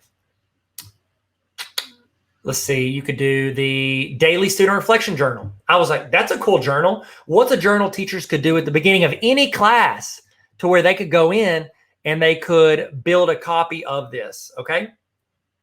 So we go in, hit make a copy. I made a copy of that other one. I rolled in, and then I went and made, I was able to make this journal just by adding different things into that. So I'm waiting on it to load up. Load up. Load up. While that's loading, in the chat. Oh, wow. Am I glitching? Are we better? Okay, I'm better. Sorry, it was loading up, so it was taking a hot minute. Now, did I have to make this slide again? No, because when I made a copy, that was already there. I think I adjusted a little bit, but not much. Boom, important links. Guess what? Already made that. Copy's in there. Made that. Copy in there. Navigation. I'd made it in the previous one for the full semester. Boom, it's in here as well. They can click and it jumps to whatever slide they want. Then I went in, made the page, and I went in and created this. And I was able to copy paste, put all this stuff in there, and I made a daily student reflection journal. Think through the process of what I've already created and how can I go in and use this resource as another like as a basis for another resource. Okay, so that's how it went from all that to this one to another one. And then this is kind of like this is my big one. So I was already making these like quote of the day bell ringers where people could just go grab a YouTube video, toss it in Google Classroom, and then just assign it for their students to create discussion and all this stuff. And I made like all these videos, took a ton of time and all this, whatever, who cares? Blah, blah, blah, Tyler. So I made all these videos. And then I thought to myself, I've already got kind of a template for the Notebook. Great movie, by the way. Have anybody ever seen The Notebook? So I've got my template for my digital interactive notebook. I've got all these bell ringers. I bet I can make another resource. So I made a quote of the day template, like a notebook for a full semester where people could have students just go into this for their bell ringers every single day. Think through how you can adapt and reuse and do all of these resources that you're creating. Think through, how can I go in? How can I take what I've already done and spend time on? And how can I package that to help either students or teachers? So it's loading up. While it's loading up, what is the next resource you want to make, either for yourself or for other educators? What is the next resource you want to make? Okay, sweet. Now, if you'll notice right here, I took this one step further. In that last video, I was like, I put the instructions over here on the side. I've got that in here as well. But then I thought, I have a teacher that wants to use this, and then they have to re-explain my mindset for creating this. So I just went in and made a video that teachers can show students, telling them exactly how to use this notebook. So here's a YouTube video that they can just hand to their students on how to do this. Again, made the copy, didn't start from scratch, used the notebook, adjusted a little bit of my navigation bar right here. See, it's clicking, loading up. Then I made like a little completion checklist right here. Then what I did was I made a little template and I went in and imported the videos that I already had on YouTube. I already had this list on my bell ringer side of my website. Then I'm just really attaching them into a notebook. This took a few hours one Sunday afternoon. Actually, it took more than a few hours. It took a little while to do this. So I'm taking all these videos I spent a lot of time on. I've taken the notebook I spent a lot of time on, overlapping them and making another resource. It's quote of the day. So I've got a different video every day where students can go in and they can do this notebook.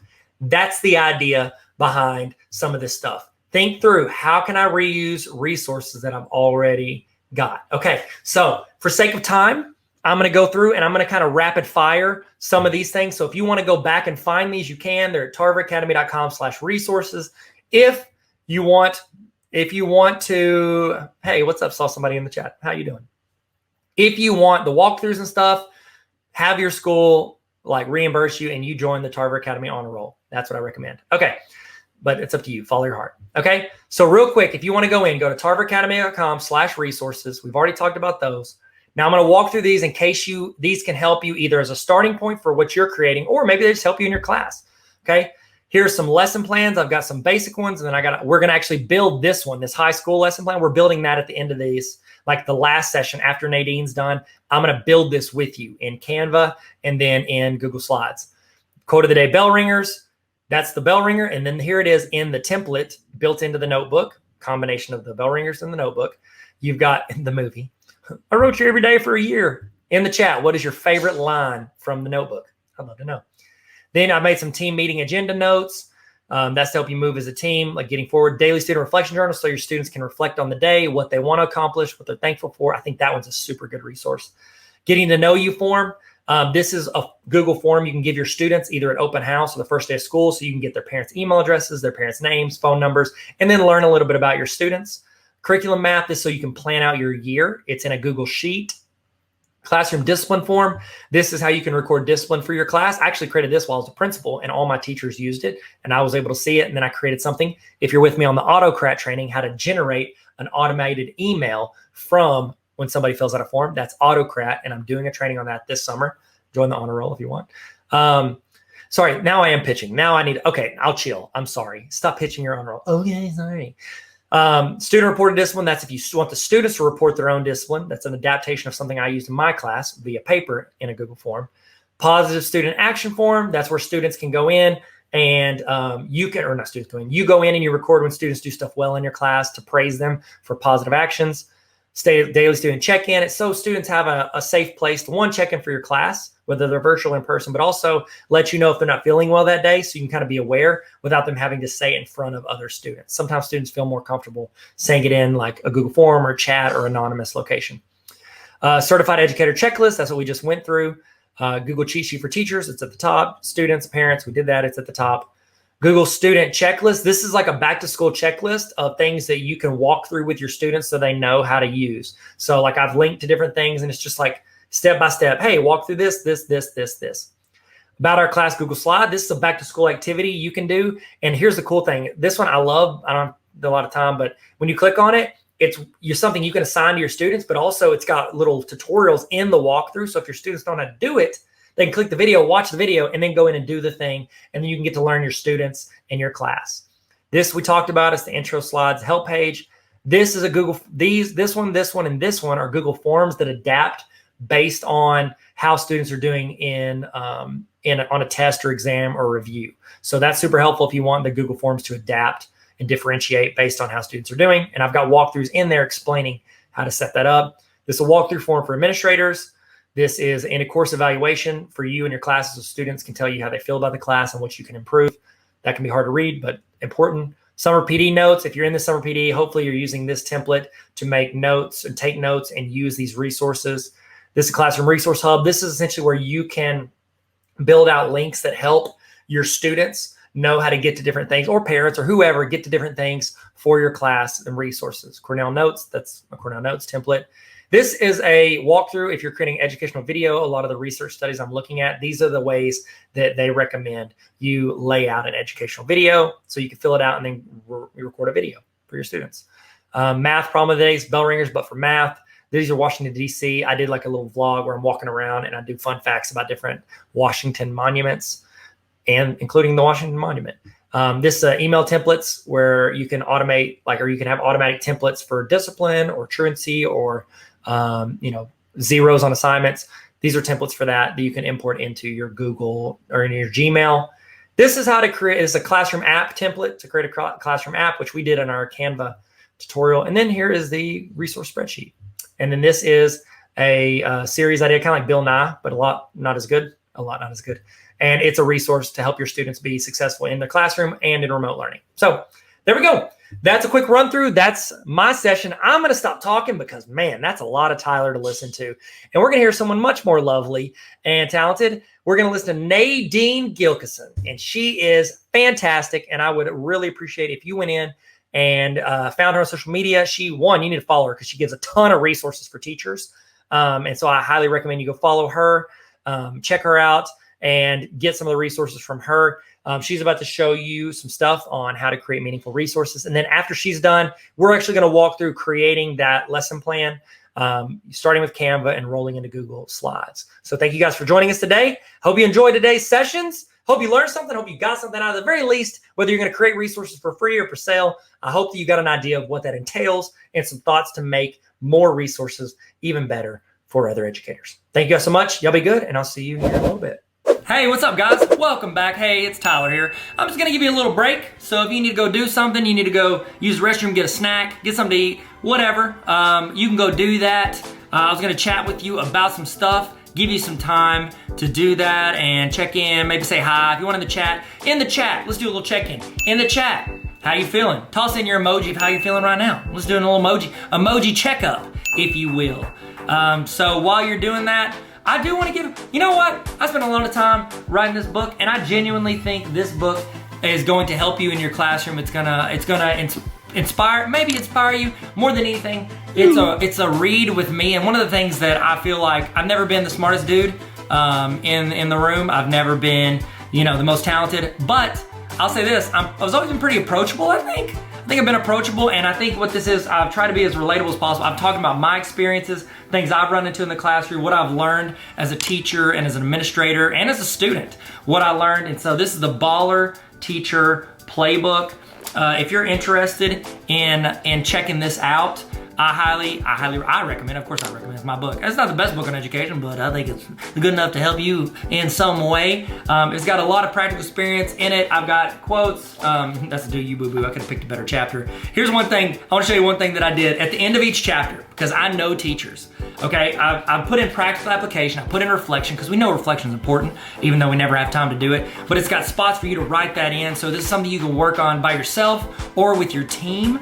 But here's the part that I did, and this is legit just for teachers. I don't know if you can see that. I put in, at the end of each chapter, I have a section called TLDR. That's internet talk for too long, didn't read.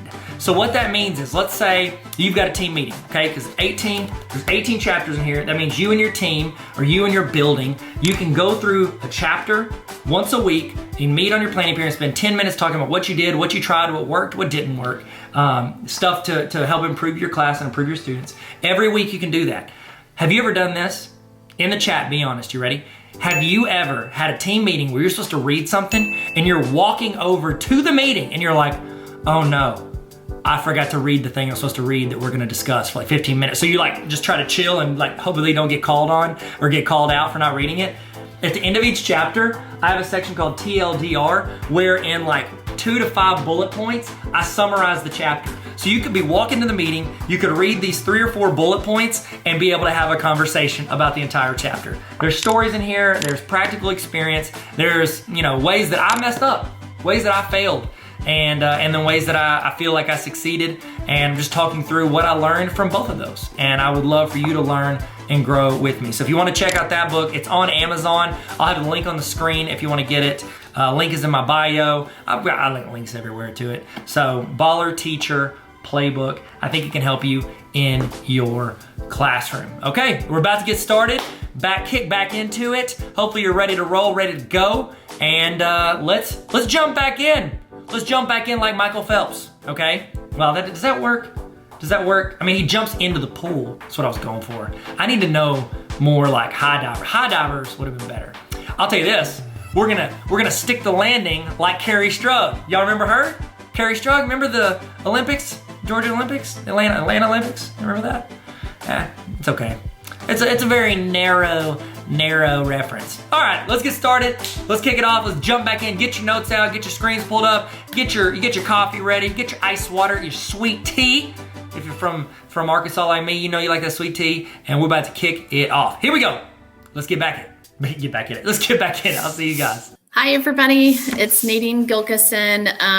If you don't know me, I'm the District Technology Integration Specialist at Franklin Township Schools, and I'm offering this PD in case anyone wants to know some tips about how to design digital content. Okay? I actually have down in the description, it actually has the information so that you guys can go ahead and click on the presentation that I'm going to be in just a moment.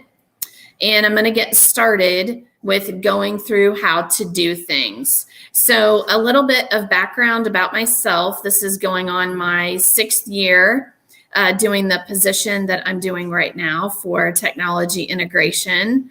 And so what I do is I actually am the sole person for my district. So I cover kindergarten through 12th grade. A little bit of background about our district. We are one-to-one and bring your own device in grades 6 through 12 at our secondary levels. In the elementary, we are what I like to call cart saturated with Chromebooks. And so when we are using the Chromebooks, you know, they have different ratios that they're using them in the classrooms.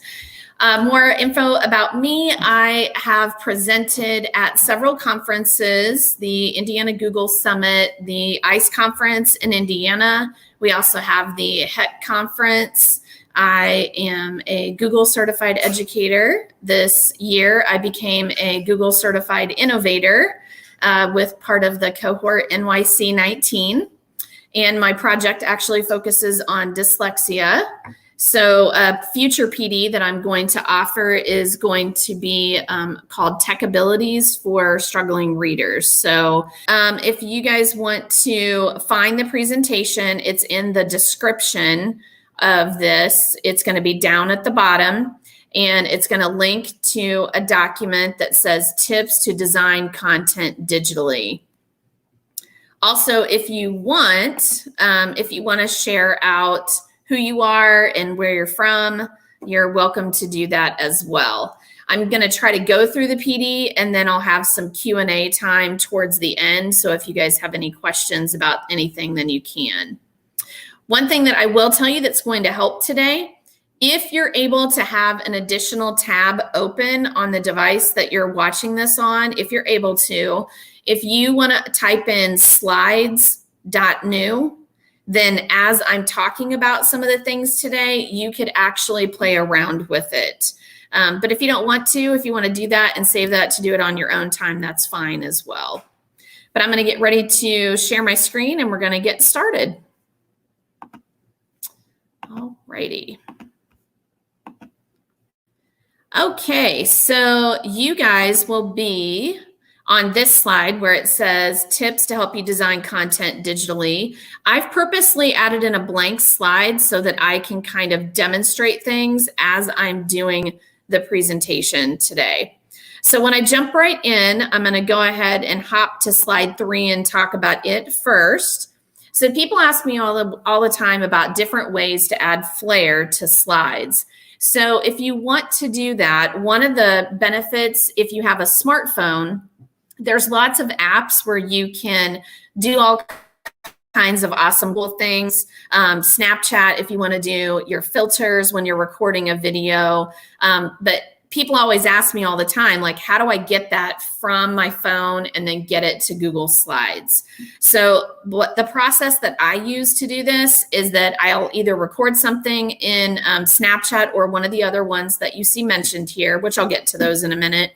And then I typically will I'll save it to my phone. I'll save the video to my phone. And then it gives you the option that you can share out that video clip to your email or to another platform. So I typically just email it to myself. And then when I email it to myself, now I can have access to that video clip and it's easier for me to insert it into Google Slides. And if you're not familiar, whenever you tap on insert, that's where you can get access to video. Okay. One of the other options that's listed on here is called And Then I Was Like. So this is a website that allows you to do your own animated GIFs. So I'm actually doing this entire live stream with a Chromebook that I purchased. And a lot of times people will say, well, if I'm on a Chromebook and I want to create an animated GIF, how can I do that? So the site, and then I was like, is one where you can do that. So it literally just taps into the webcam that's part of your Chromebook. And then it has you count down 3 seconds, and then you can see a sample right here that I was doing to demonstrate for our teachers. Another one that I like to use is called Emoji Me, and that is actually an app for the iPhone.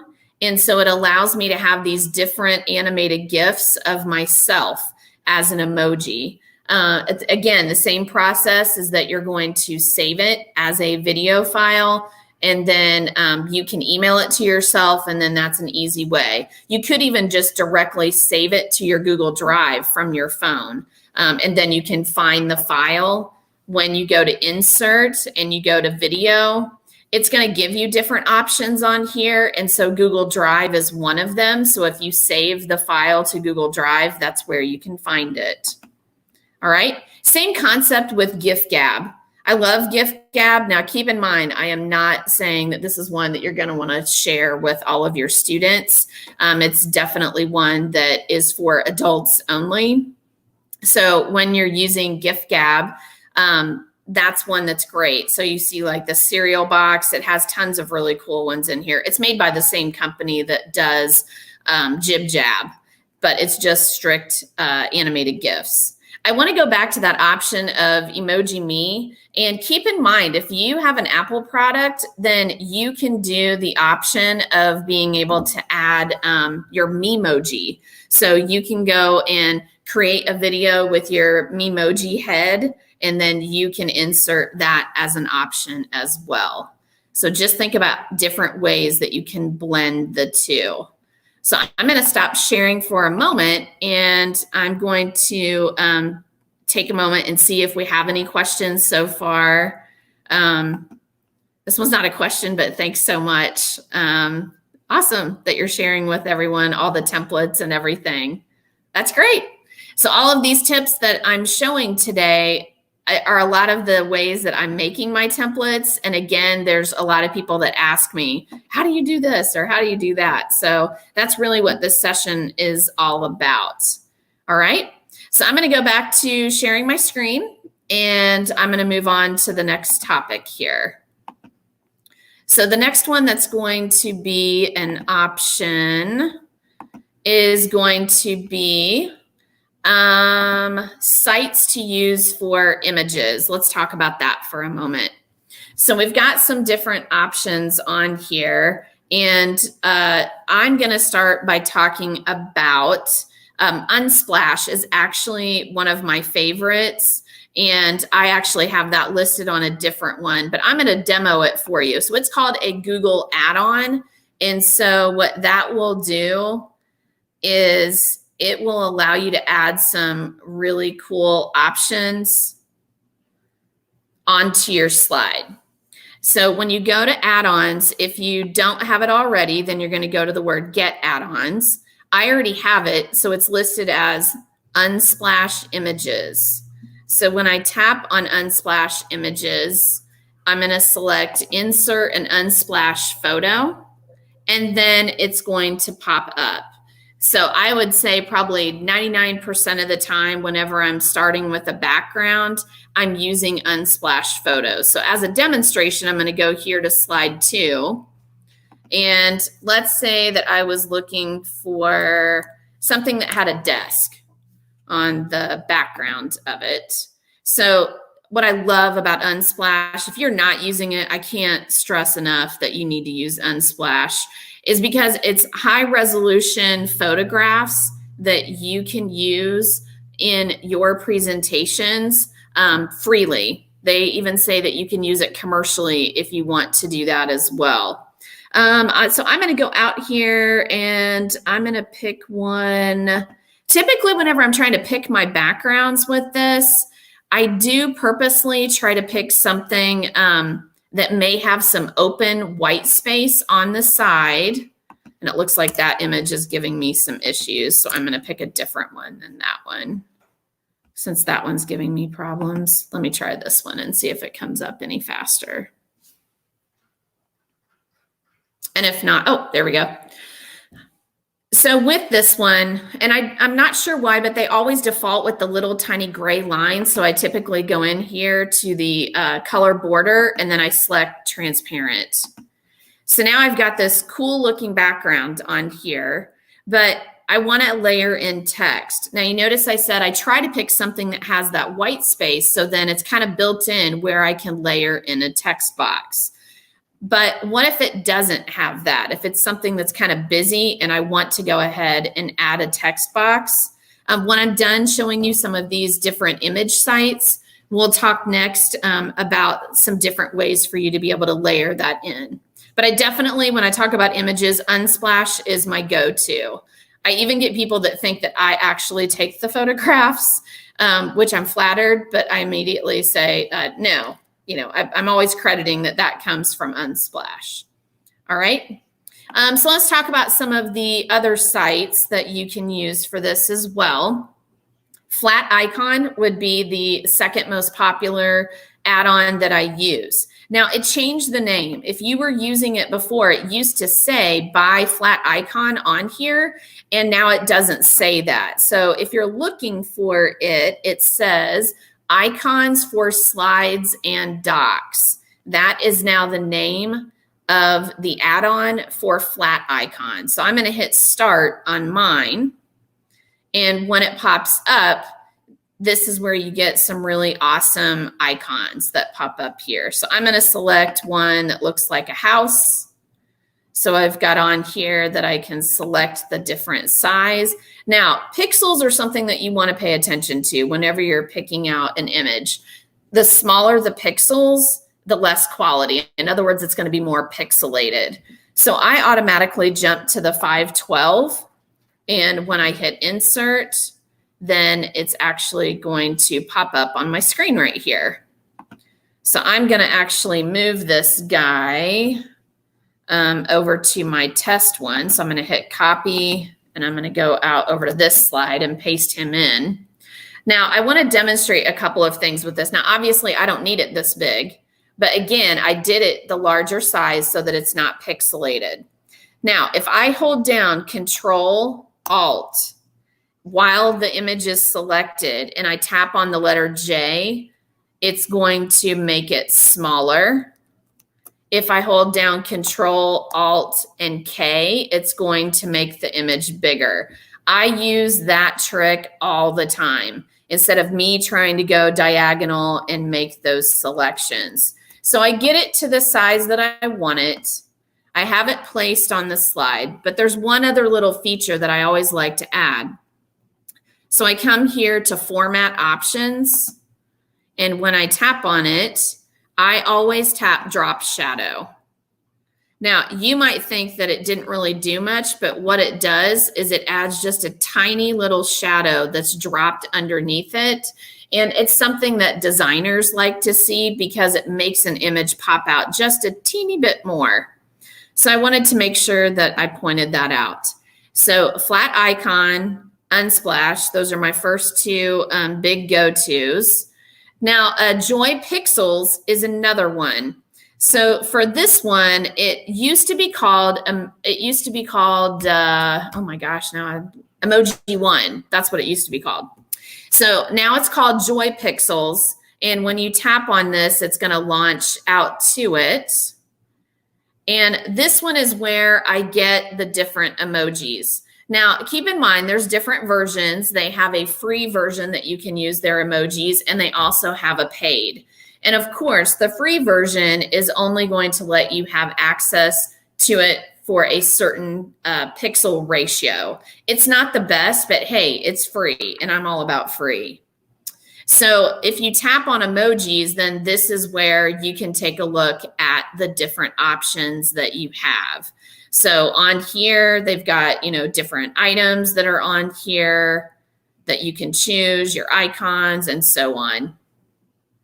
It's not an add-on. I can tell you that, that Joy Pixels is not an add-on. Instead, it is where you are going to have to actually go out to the site, and I typically download that one, and then I'm inserting it into my slides. And of course, as always, to be copyright friendly, you need to attribute, where it is that you're getting that from. Bitmoji is the next one that is one of my most popular ones that I use. Now, this one is a Chrome extension. Sometimes I get teachers where they get confused between an extension and an add-on. So an add-on is located directly inside of Google Slides. That's when in each one of these, Google Docs, Google Slides, Sheets, Forms, any of those. When it says add-ons, the best way I can describe an add-on is that it's an additional program that somebody outside of Google has created that other people can use, okay? An extension is something that works with the Chrome browser. So as long as you're running Chrome, then you can add an extension. So Bitmoji actually has a Chrome extension, and I use it all the time. And so literally, whenever you link your Bitmoji account, I can literally do a 2-finger touch on a Chromebook and do copy image, and then I can come back to my test slide here, and I can do Control V, and then it's going to insert it onto the slide. Now, again, anytime that I add those, I also like to do the drop shadow. So now when I added the drop shadow, you can probably see around this heart that it's got a little bit of an accent there. And again, if I want to make it smaller or bigger, I can. One of the things that I'll talk about today is when you're designing slides, I typically, and I'll say honestly, my mom was an artist, and before she passed away, she was actually out doing presentations on painting and a lot of things with art. So I know that's where I've developed this passion. I just consider myself that I love to do digital graphic design just as kind of like a side hobby. So the art elements out of that I always like to pull in is when you think like an artist, you're going to have a focal point on your slide. So I always ask teachers, what is it that you want somebody to notice first when they take a look at your slide? So for instance, I'm going to go back to this title slide. And ironically enough, I picked the exact same image that I have on my title. But you're going to notice I've got a Bitmoji and I've got a speech bubble in here. But I'm hoping that your eye draws to the wording that you're seeing on here first. But if it happens to be that it's the Bitmoji, that's okay. But it should be that you don't have so much information on a slide that somebody can't tell where to look first. That is what I call that it's just too busy. Okay. So I'm going to go back to these sites for images. And Pixabay has been around for a long time. It's definitely one that you can use. The one beef I guess I have with Pixabay is that the images just aren't that great. So that's why I tend to use Unsplash and use Flat Icon and use emojis. I've found that if I'm using icons more, then it makes the slide more simple and it allows me to focus on what it is that I want. But everybody loves animated GIFs, okay? People want to be able to add those things too. If you haven't added the Giphy Chrome extension, again, that's a Chrome extension, so it's going to be living up at the top here. You can add that, and the Giphy Chrome extension will allow you to insert GIFs directly into your slides. All right. FreePic is a site that I stumbled across when I was looking for vector graphics. Okay. And so FreePic, and I'll actually pull it up here. FreePic is another site that it has free and premium. So it has a mixture of both. But I get everything that I use out of it. I always use the free, and they have a ton of free that are on here. So you might be asking yourself, what's the difference between a vector graphic and like a PNG and so on? So if you need to know the difference, I'm actually going to stop my screen share here for a minute.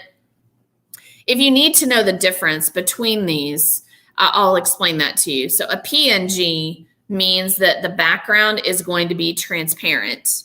All right, you might see it where it has a checkerboard behind it. The worst thing ever is when you're putting an image on and it's got that solid white background, and that's kind of like my pet peeve. I always want to make sure that it doesn't have the white background. So one of the things I do is when I'm searching for images, I make sure that I'm looking for a PNG image. If I want to make my own image, then I can make one in Google Drawings. And when I make it in Google Drawings, I can actually save it as a PNG. If you've ever noticed inside of Google Drawings, it automatically has that checkered background. So if I want to actually take the drawing tools and make my own drawing, I could then save that and it would already have the clear background. So that's kind of the cool part about that. A vector. So a vector actually means that when you save it as an SVG file or a vector file, that no matter how big that you stretch it, it's not going to get pixelated. That's the best way to describe it. Typically, if you're trying to make a t-shirt, a banner, a large poster, something like that, even if you're trying to do it through another company, they'll ask you if you have a vector file or an SVG file. And again, what that means is that you have a file that isn't going to get pixelated. So people will say all the time, well, I made this in Google Slides or I made it in another platform, but they need it as an SVG file. So make it in Google Drawings, and then you can download it as a vector file, if that makes sense. And on the on here, let me go back to, oh, hold on a second. I'm going to go back to the presentation here. I'll make it a little bigger for you guys to be able to see it. So on here, I have actually pictures of drawings that I've actually done. So that's what I was talking about over here. Better yet, make your own in Google Drawings. So on here is actually, I had my daughter, Mackenzie, I said, why don't you draw a picture of me? So she drew this picture of me. And then I went into Google Drawings and I actually outlined the different pieces of that image. And then I was basically able to like cartoon the actual just paper pencil drawing that she did. I'll offer a whole nother session that's on nothing but Google Drawings. Today, I just wanted to kind of give you a little bit of information about it in case you're curious about it. So I'll move on to the virtual letterboard. Let's move on to that one. If you haven't used this site, it's really cool. Literally, if you tap on this image, when you tap on it, it just takes you out to a site that says virtual letterboard. I love it, and I love that it's free. So I can literally come over here and type in virtual PD with Nadine G. And then with that, it'll just pop up here. Then I've got some different customized options. Notice I can change the spacing of it if I want it really close together or not. I can change the size of it. Ooh, that's definitely way too big. But I can make it smaller, bigger. I tend to keep it at the 3/4. You can also change the background of it and what it looks like, which I think is pretty cool as well. There's also different sizes. There's different types of boards. So if you need to type a lot, you could actually have that in there. This kind of reminds me of like a diner menu, but I know that they've become more popular. Then literally when you're done, you just hit save image. And then, and again, I'm on a Chromebook. So if I hit save image, if I just simply hit copy to clipboard, I can come back over here to my test slide and I can paste it into here. And that's where you're going to see it appear. Now, obviously I chose a really small one, so it's not gonna look the best, but hopefully you guys get the idea. I know I've seen several teachers that have used this concept and they really like it a lot. So that's that one. I really already covered the Unsplash add-on when I started off the PD today because it's always my number one. I do want to go ahead to where it says transparent overlays. So we're going to talk about that next.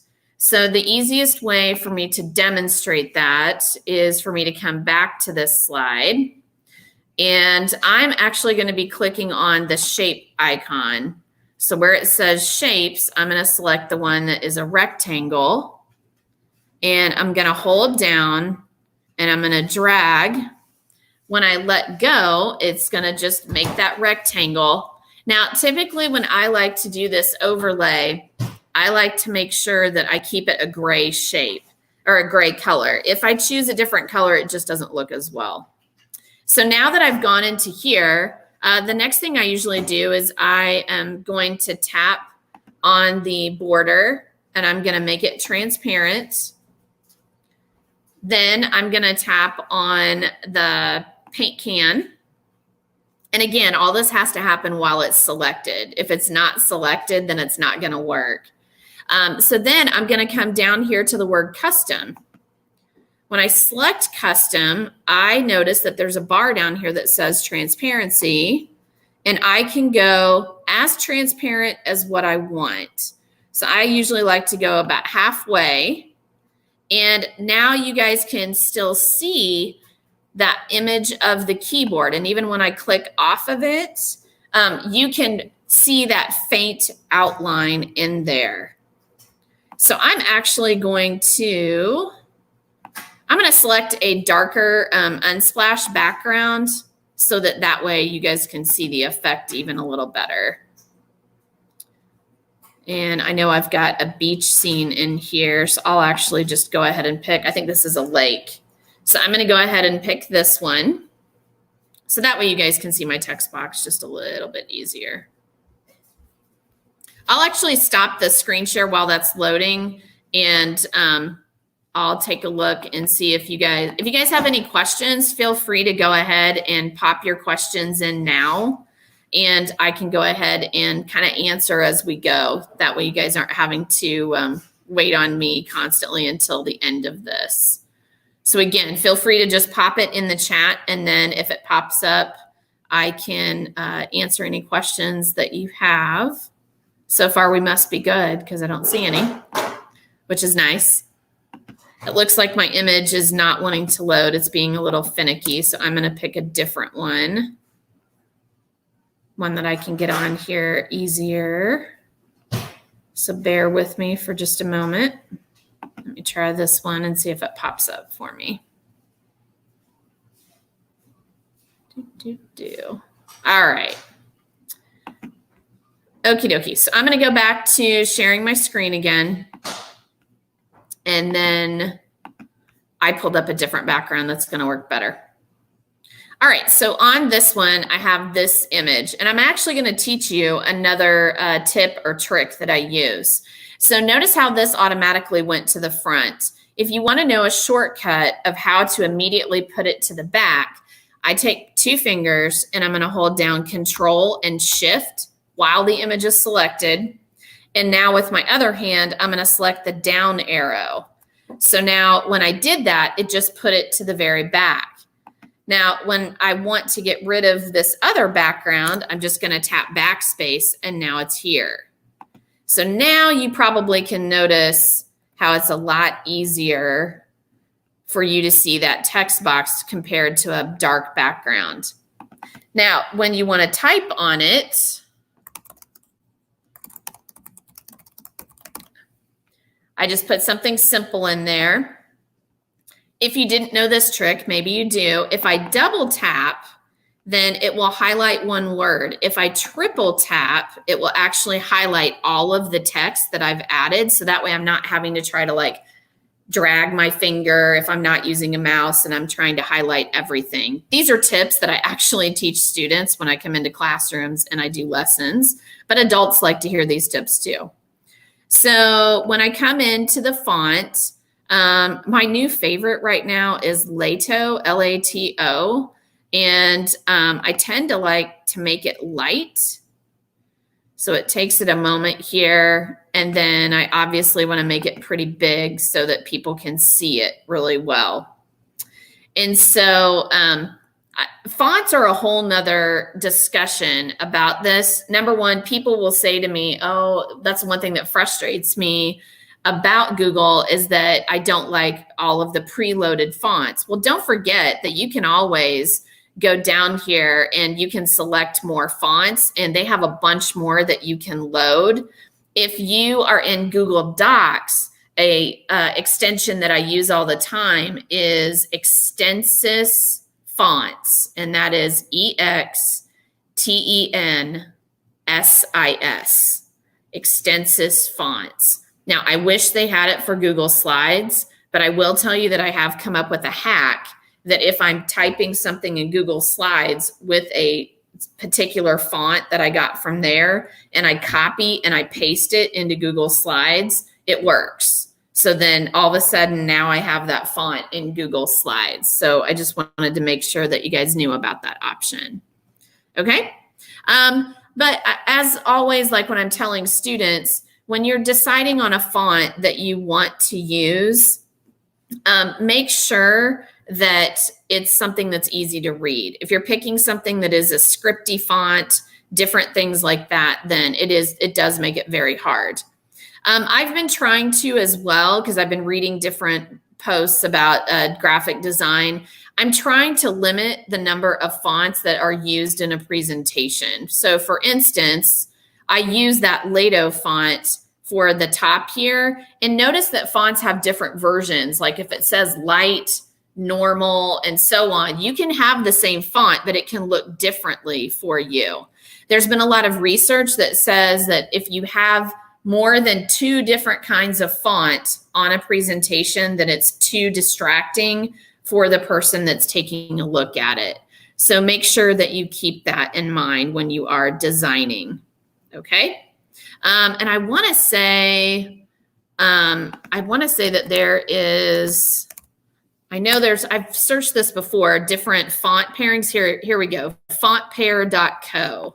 So this site is really cool. So Font Pair is going to tell you, when I just told you, hey, there's 2 font pairings that you want to put together. If you're not sure which ones look good together, then just scroll through this, and I'll add it on our chat so that way you guys can find it if you're not watching it live. So take a look at the different options that they're giving here, because those are really good. Okay. So Font Pair. Alrighty. So now we've done a transparent overlay. We have done some text. Sometimes if I want it to stand out even more, I will highlight it. And then after I highlight it, then I'll add a drop shadow to the text as well. But sometimes I think it looks better if the text doesn't have it. Like sometimes it looks cool, sometimes not. So kind of use your best judgment with that. Okay. All right. I'm going to skip and actually come down to slide 9, which also talks about lettering, since we're kind of talking about that right now. If you're still wanting to find better lettering, then I always tell people about this site, Flaming Text. I know the name of it sounds really wacko, but if you go to Flaming Text, then that way, it's easier for you guys to be able to find some fonts that you want. So there's a bunch. There's no way I can highlight all of the ones that are on here, but let's say that I wanted to pick the one. I'll go with the first one. If I wanted to pick this one, then I'm going to go to Edit Logo. And then I can choose the text, logo, shadow, background. And then once I get to the word image and I get to done, then I have the option that I can right click it and I can download it. So that way I have that as an option. So see right here, it says free for personal and academic use. If you're going to use it commercially, that's when you need to buy it. So as long as you're just using this for educational purposes, you are perfectly fine with using flaming text as an option. Now, obviously, again, that's another one that I would recommend for adults to use to ramp up what they're doing. I know I had to actually ask our IT to unblock it because when you hear the name, obviously you're thinking awful things. So I just wanted you to know that. All right. So I'm going to stop the share. I wanted to take a look at the chat and see if anybody has any other questions. Okay. So I do have some questions. So Carrie asked, hi, Carrie. In the description of the YouTube, what you're watching right now, down in the description is a link to the Google Slides that I'm going through. And Brittany, hello. The same question as Carrie. You want to define the slides that I'm using, and it's in the description of this video. Will take you to a link to this presentation. Okay? So that way you can find it. And Judith, you're so sweet. Thanks so much. Aw, that's nice. That made my day. So now that I've taken a look at that, and again, feel free to pop up any questions and I'll come back over and look at the chat again in a few minutes. And also, Carrie, since you're in here, to get your PGP points if you're with our district, I also added the link to get the PGP points in the description as well. So Diane, you're saying that you don't see the flaming text page. I guess what I wanted to ask first, Diane, is if you're in the presentation that I'm presenting from, and it's the one that's the tips to design content digitally. And again, the link is down in the description. And then I'm trying to call out the slide number that I'm on so that way you'll know. I'm going to go back to sharing my screen and then let me know if you're still having issues. Okay. All right. So I'm going to hop back in here. So if you're in the presentation, I'm actually on slide 9. So that's where I'm at for the flaming text lettering. All right. So another item that I want to talk about is how you can add audio to your slides. That has been a huge game changer for me, for people being able to add audio to slides. So I wanted to kind of go over my process because yes, it's there, but it's not intuitive. It's not the easiest to navigate. First of all, you have to have an outside source. Google doesn't have it where you just hit audio and then you record your voice and it magically appears. That's not there yet. What they want you to do is you need to go to an outside source. The one that I prefer to use is called Online Voice Recorder. So I can't remember if I linked it in here or not. It looks like I did not. So I'll go ahead and I'll type it in on Google. So as soon as I type it in, Online Voice Recorder is going to pop up. And this is literally what it looks like. It's very easy. And then it's going to say to tap the button to start recording. So I'm recording my voice right now as a test. When I'm done, I'm going to hit stop. Then I have this little sound file here. The cool part is that it does, and remember, this is free. It's not like iMovie or something. I can actually come in here and I can crop out like the dead space. It doesn't get all fancy where I can like come here and splice it. It just lets me cut off things that I may have at the end. So when I tap save, it just downloaded it to my Chromebook. Okay. So that's the first phase of that. The next thing that I'm going to do is I'm actually going to go out to my Google Drive. So the next tip that I'm going to give you is something that I would recommend that you do inside of your Google Drive anytime that you're wanting to record audio. And this is kind of a one and done deal. Like you shouldn't have to go in and add a bunch of other things. So of course, since I'm live, it's being a little persnickety with me. What you're going to do is you're going to tap on the word new and you're going to create a new folder. I've already done this step. So while mine's loading, just so you know that new folder when it's created, you are actually going to name that folder #audio. That's the name I used for mine. Now, I'm not saying that to be trendy, but if you notice, anything that I have named that has the hashtag in front of it, it defaults it to the top of my Google Drive. So it makes it a lot easier for me to be able to find that file. So what you're going to do once you make that file folder, and the cool part about this, once I tell you this option, is it's a one and done. You make the folder, but the most important part is the sharing settings. And so right here, I want to go into my sharing settings. And when you guys go into it, it's going to say private, only for you. You're the only person that can take a look at it. So what you're going to need to do is click on advanced. And again, it'll say private, only you. So we're going to hit change. And this is where you get different options. Now, I told my teachers, sorry, I'm losing my voice. I told my teachers that if they're just wanting to share something for their own students to hear, then you could do on anyone at Franklin Township with a link. And don't worry, you're not giving them really a link to your folder. You're giving them access to be able to hear the recording that you just made. Now, I do a lot of presentations, and I'm doing that out in conferences, so I automatically change mine to anyone with a link. Now, I did tell our teachers, if you want to make an audio file, and it's not just your students that you want to hear it, you want the parents to be able to hear it, then they need to go on anyone with a link. And the reason why is because if you make it only within your domain, but you share something out to parents, you're going to get inundated. And I mean inundated with people saying, request access, request access. It's all because of your sharing settings.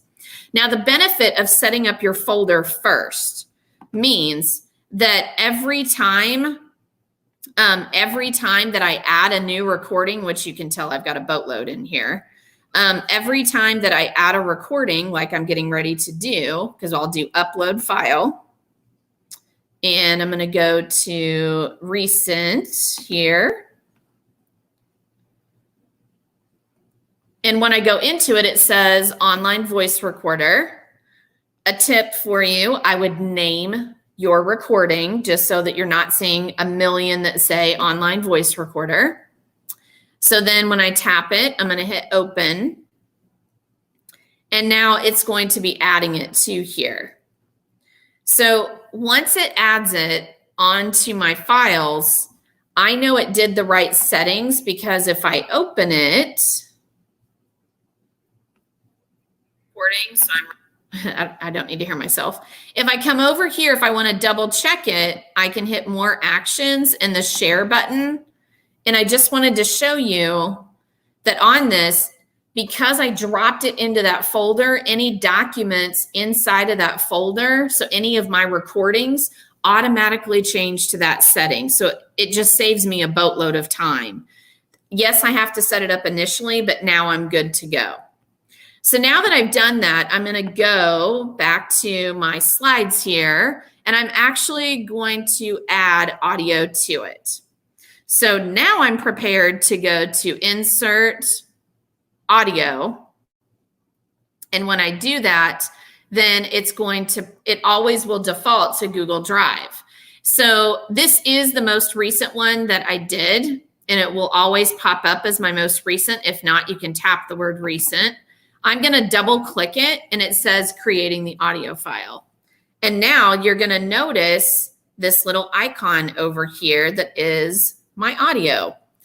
And I always use that same tip that I shared earlier. I go Control Alt, and I'm going to use the letter K and tap on it, and it's going to keep making it bigger. And I can test it. So I'm recording my voice. So now you hear it.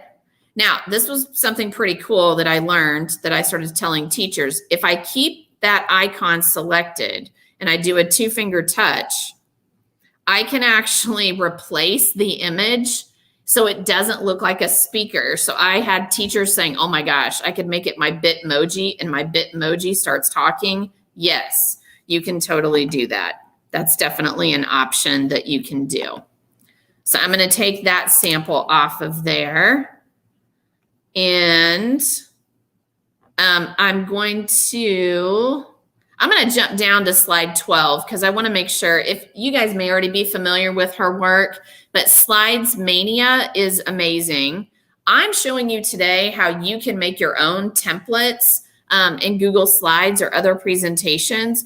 But if you want, and if you're like, okay, I need something to get me started, you can always tap on here and it will take you to Slide Mania.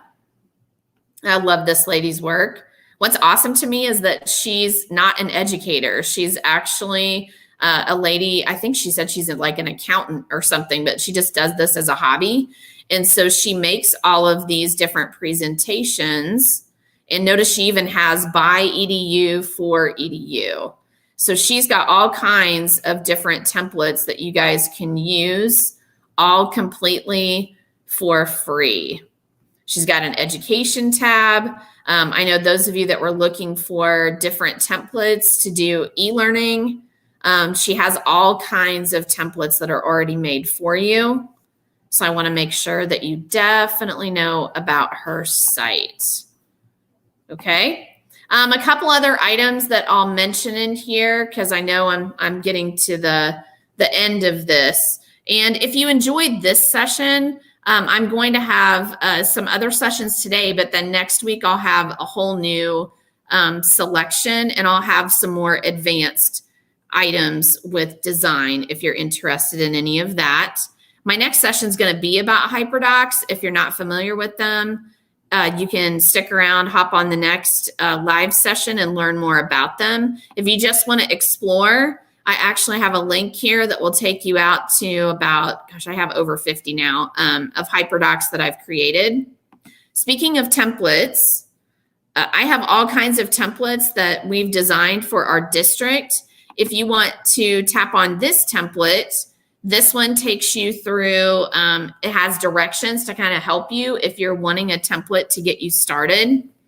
Our district has done like the divide and conquer method, and I've got a link to a bunch more templates that are on here: related arts, writing, math, guided reading. Just tap on this link and it'll take you to a Google document that has all kinds of options that are on there.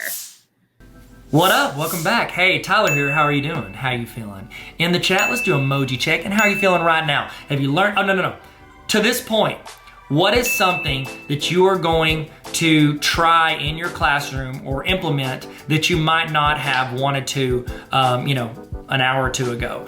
What is something you're wanting to implement in your classroom? Put that in the chat right now. I'd love to see it. I know the other people in the chat would love to see it. I know it'd be some great input. So throw that in the chat and then you can also copy paste and put in your notes just so you don't forget. Make sure everything you're doing, you're keeping notes of. Keep links to it, all of it, because I want you guys to be able to access and actually make your classroom better. I've sat through enough PDs in my life, professional development in my life, that I don't remember one thing from. I pray that you walk through this.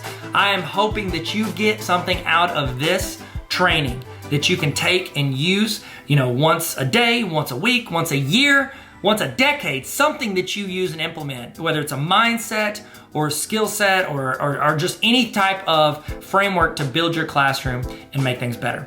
Okay? Speaking of making things better, making ourselves better, I do want to give you, some thoughts on something that I offer, a community that we have at Tarver Academy that I think could add you a ton of value. It could help you get better all year. Because right now we're getting better with PD, with professional development. Hopefully you're getting better right now. This summer you're gonna hopefully glean some information, some knowledge, some experience, and you're gonna get a little bit better. I want us to get better all year. I want us to get better all throughout the year. And here's the thing with teachers. We do not have time to go sit through a 6-hour professional development once a week. So what I did was I created a community called Tarver Academy. And it was based on teachers telling me they wanted resources. They wanted a continuation of these trainings, of templates, of resources. They wanted to be handed to them, because if you go out and search for it, you're gonna find random stuff. They wanted stuff that could be applied to their classroom, that they can sit there, bite-sized professional development for busy teachers. That's Tarver Academy on a roll. And I would love for you to join if you want to. If you don't have to, don't pay for it. It's not very expensive at all, but I don't want you to have to pay for it. I would rather you use your district's professional development money. So if you want, have them go in, order that for you. Hey, here's the deal. Okay, let me be real with you. So you are signed up for the premium summer PD. Okay, either you signed up for it yourself, your principal, your administrator signed you up for it, or your district or your co-op. There were some amazing co-ops, districts that jumped in and realized that this could add value and flexibility because they're offering 3 different sessions throughout the summer. You have flexibility to watch from home, or maybe you're watching with a group, maybe you're watching in your classroom, wherever you're watching from. They wanted you to add that value, and I wanted to give you a huge discount on the Tarver Academy Honor Roll. This is just for this summer, and it's just for the people that are on the premium watches, okay? And so the premium watches, the premium PD, okay? And so if you're watching this, you're here, you're on it, okay? So what you can do is you can sign up at tarveracademy.com/honor roll, and I want you to use this promo code. When you sign up, use this promo code. It's gonna cut in half. And it's one time for the full year, and it's gonna cut in half. Remember, use your district money if you can. So just write the promo code down or put it in there and then get reimbursed, whatever you need to do. The promo code is premium because you've signed up for the premium summer PD. And so I want to give you half off. So what that is essentially you or your district or your co-op or your building paid for the summer PD. And so what it is, you get half off for these honor roll resources that come to you every week for the entire year. They essentially, it paid for more than, it paid for half of this just because they signed you up for it or you signed up for it. So it's actually a better deal than if you just like straight up bought it. But you'll get access to these trainings anytime you want throughout the entire year, plus anything new. I'm gonna send you something every single week to help make you better in your classroom, because when you get better, your students get better. In the email every week, you're gonna get either a template, a resource, you're gonna get a short PD video, professional development, a training to show you how to do something you might not know how to do, or reinforce something you're maybe already trying. You're gonna get something that makes you better every week, plus some quick tips, links to some other things, and also you can ask me questions. I have a mailbag where you get to ask questions, and that's the list I'm gonna pick from first. I wanna help you guys. If I don't know how to do it, I'll do the research for you. I'll build, you're like, oh, I really wish I had a digital interactive notebook. Guess what I'll do? I'll go in and I'll build digital interactive notebooks, and I'll give you the template. You don't have to pay teachers. You don't have to go in and throw the money at anything. I wanna just hand it to you, and I wanna do trainings for you to help you. So if you wanna join that community, I think it's super helpful, and it's essentially where I become the tech facilitator for you. It's Netflix for teacher resources, and I would love for you to join and jump on that. So if you want, go there. It's tarveracademy.com/honor roll, and you can sign up for that. And I think it's just going to be a huge. It's going to be a huge help to teachers throughout the year who have a lot going on and not a lot of time, extra time to go out and do it. It's like as teachers, they always give you more stuff to do, but they don't give you like, oh, here's like an extra 3 hours a day to go out and do whatever it is you're going to do. So if you want to sign up for that, you can. I hope you've used this time also to use the restroom. So if you're just getting back using the restroom, guess what? We've just been talking about Tarver Academy Honor Roll. No big deal. But I want to give you guys time to go do that and get a snack if you need it. Whatever you need to do, we're about to kick back into it. We're about to jump back in it. We're going to fall back into the gap, fall into the gap. Man, do y'all remember that? That was a good campaign. That was memorable. Wasn't it? Memorable? Yeah, sure. Okay, so we're about to get started. We'll get started here very soon, and we're gonna jump back in. We're gonna keep learning. All right, let's do it. Let's go. We're still doing this. In the chat, here we go. In the chat, I want you to tell me the name. Okay, don't say that. I was gonna say, tell me the name of, you know what? You can do that. Tell me the name of a teacher who made an impact on you and what they did. Why did they have an impact on you? In the chat, what name of a teacher or an educator that had an impact on you and what they did to have an impact. It was either the way they treated you, the way they ran their class, or the way they inspired you, or just the way they had structure maybe. They were reliable, they were consistent. I would love to hear in the chat, name of a teacher that motivated you as a student or as another teacher and what they did. So let's throw that in the chat, and we're about to get started. We're gonna jump back into it. We're about to get started. We're gonna jump back into it like a pogo stick. See that? See what I did there? Nope? Okay, all right, let's get going. Hello, ladies and gentlemen, Tyler here, and I'm so excited. We are about to learn how to create some solid lesson plans and then how to import that into Google Slides so that we can update it and keep it rolling and modify it and make it a living, breathing document that can be shared, collaborated, or you can just use to make yourself better every year. Do not make your lesson plans absolute trash that are just a waste of your time and a waste of your principal's time. Let's make our lesson plans to where they are helpful and that they make our life easier and organized. And even if you want, clear communication with your students, the parents of your students, and your fellow teachers and your administrators. Like, everybody can be on the same page without having to send them emails. Like, I'll give you the link once, go to the Google slide, you can give updates, thoughts, comments, or just know and stay in the loop. So, in the loop, Okay, so here we go. Let's go ahead and start here. Canva has a lot of really fantastic, let me give you the link. If you don't have the link, I'm going to toss it in there. Check out this. I'm going around my camera. Sorry. Duck around my camera. There we go. So I'm going to toss the link on the screen. It is bit.ly/Tarver Canva. Okay. They have free accounts. They have education, which is like the premium version, and it's free for educators if you prove that you are an educator. And then they have the premium accounts. All of them are fantastic. Okay. So here we go. So go to that link, sign up for an account if you haven't already, and you can follow along. I would love if you did follow along. I think that would be fantastic. If not, that's totally cool. So let's do. My goal is I'm going to make a generic lesson plan. You can even get more specific and detailed, like put your name in it, put a photo of yourself. You can do whatever you want in the video. So let's do lesson plan. Here we go. We're going to go. Look at that. Boom. Canva's got a ton of templates already made that you can edit and adapt and make what you want. Okay. We want to go with a regular piece of paper. Now, you could print these off. My thoughts are it's going to be more helpful if you can make it to where you can click the links. Paper, like here we go. Check this. Paper, it's hard to click the links on paper. Okay. I love paper. You just saw me. I have a notebook I use every day. But let's see how we want to split this up. I want this. Ooh, this one's not bad. We're going to look around at some templates and see which one we like the most. Let's see. I've got it right now in 1, 2, which we can adjust the categories. Let's see. This one doesn't look bad. This one's pretty clean. Let's do this one. This one's not bad. And I can adjust my backgrounds. Okay. So when I click on it, what it does is it makes a copy of that for me in Canva. And now I'm going to be able to go and edit my version of this. So good. So great, right? So good. So great. Here we go. Okay. So I'm going to call it, well, it's not going to put a date on it. I'll just put lesson plan right here.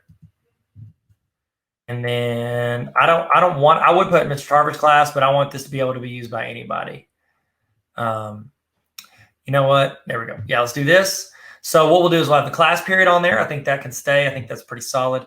Let's change the background, make it look like stuff that I do. I have kind of a look and feel. So we can go to my folders and we'll go to got some baller stuff for some baller teachers. Baller teacher playbook, what's up? Let's do this. How cool would this be? Okay. I'm tossing that on there. Definitely going to toss my logo, my certified baller teacher on there. I'll give it to you guys. Okay. So here we go. Let's do this hardwood background. I'm going to just drag it over and I'm going to drop it. There we go.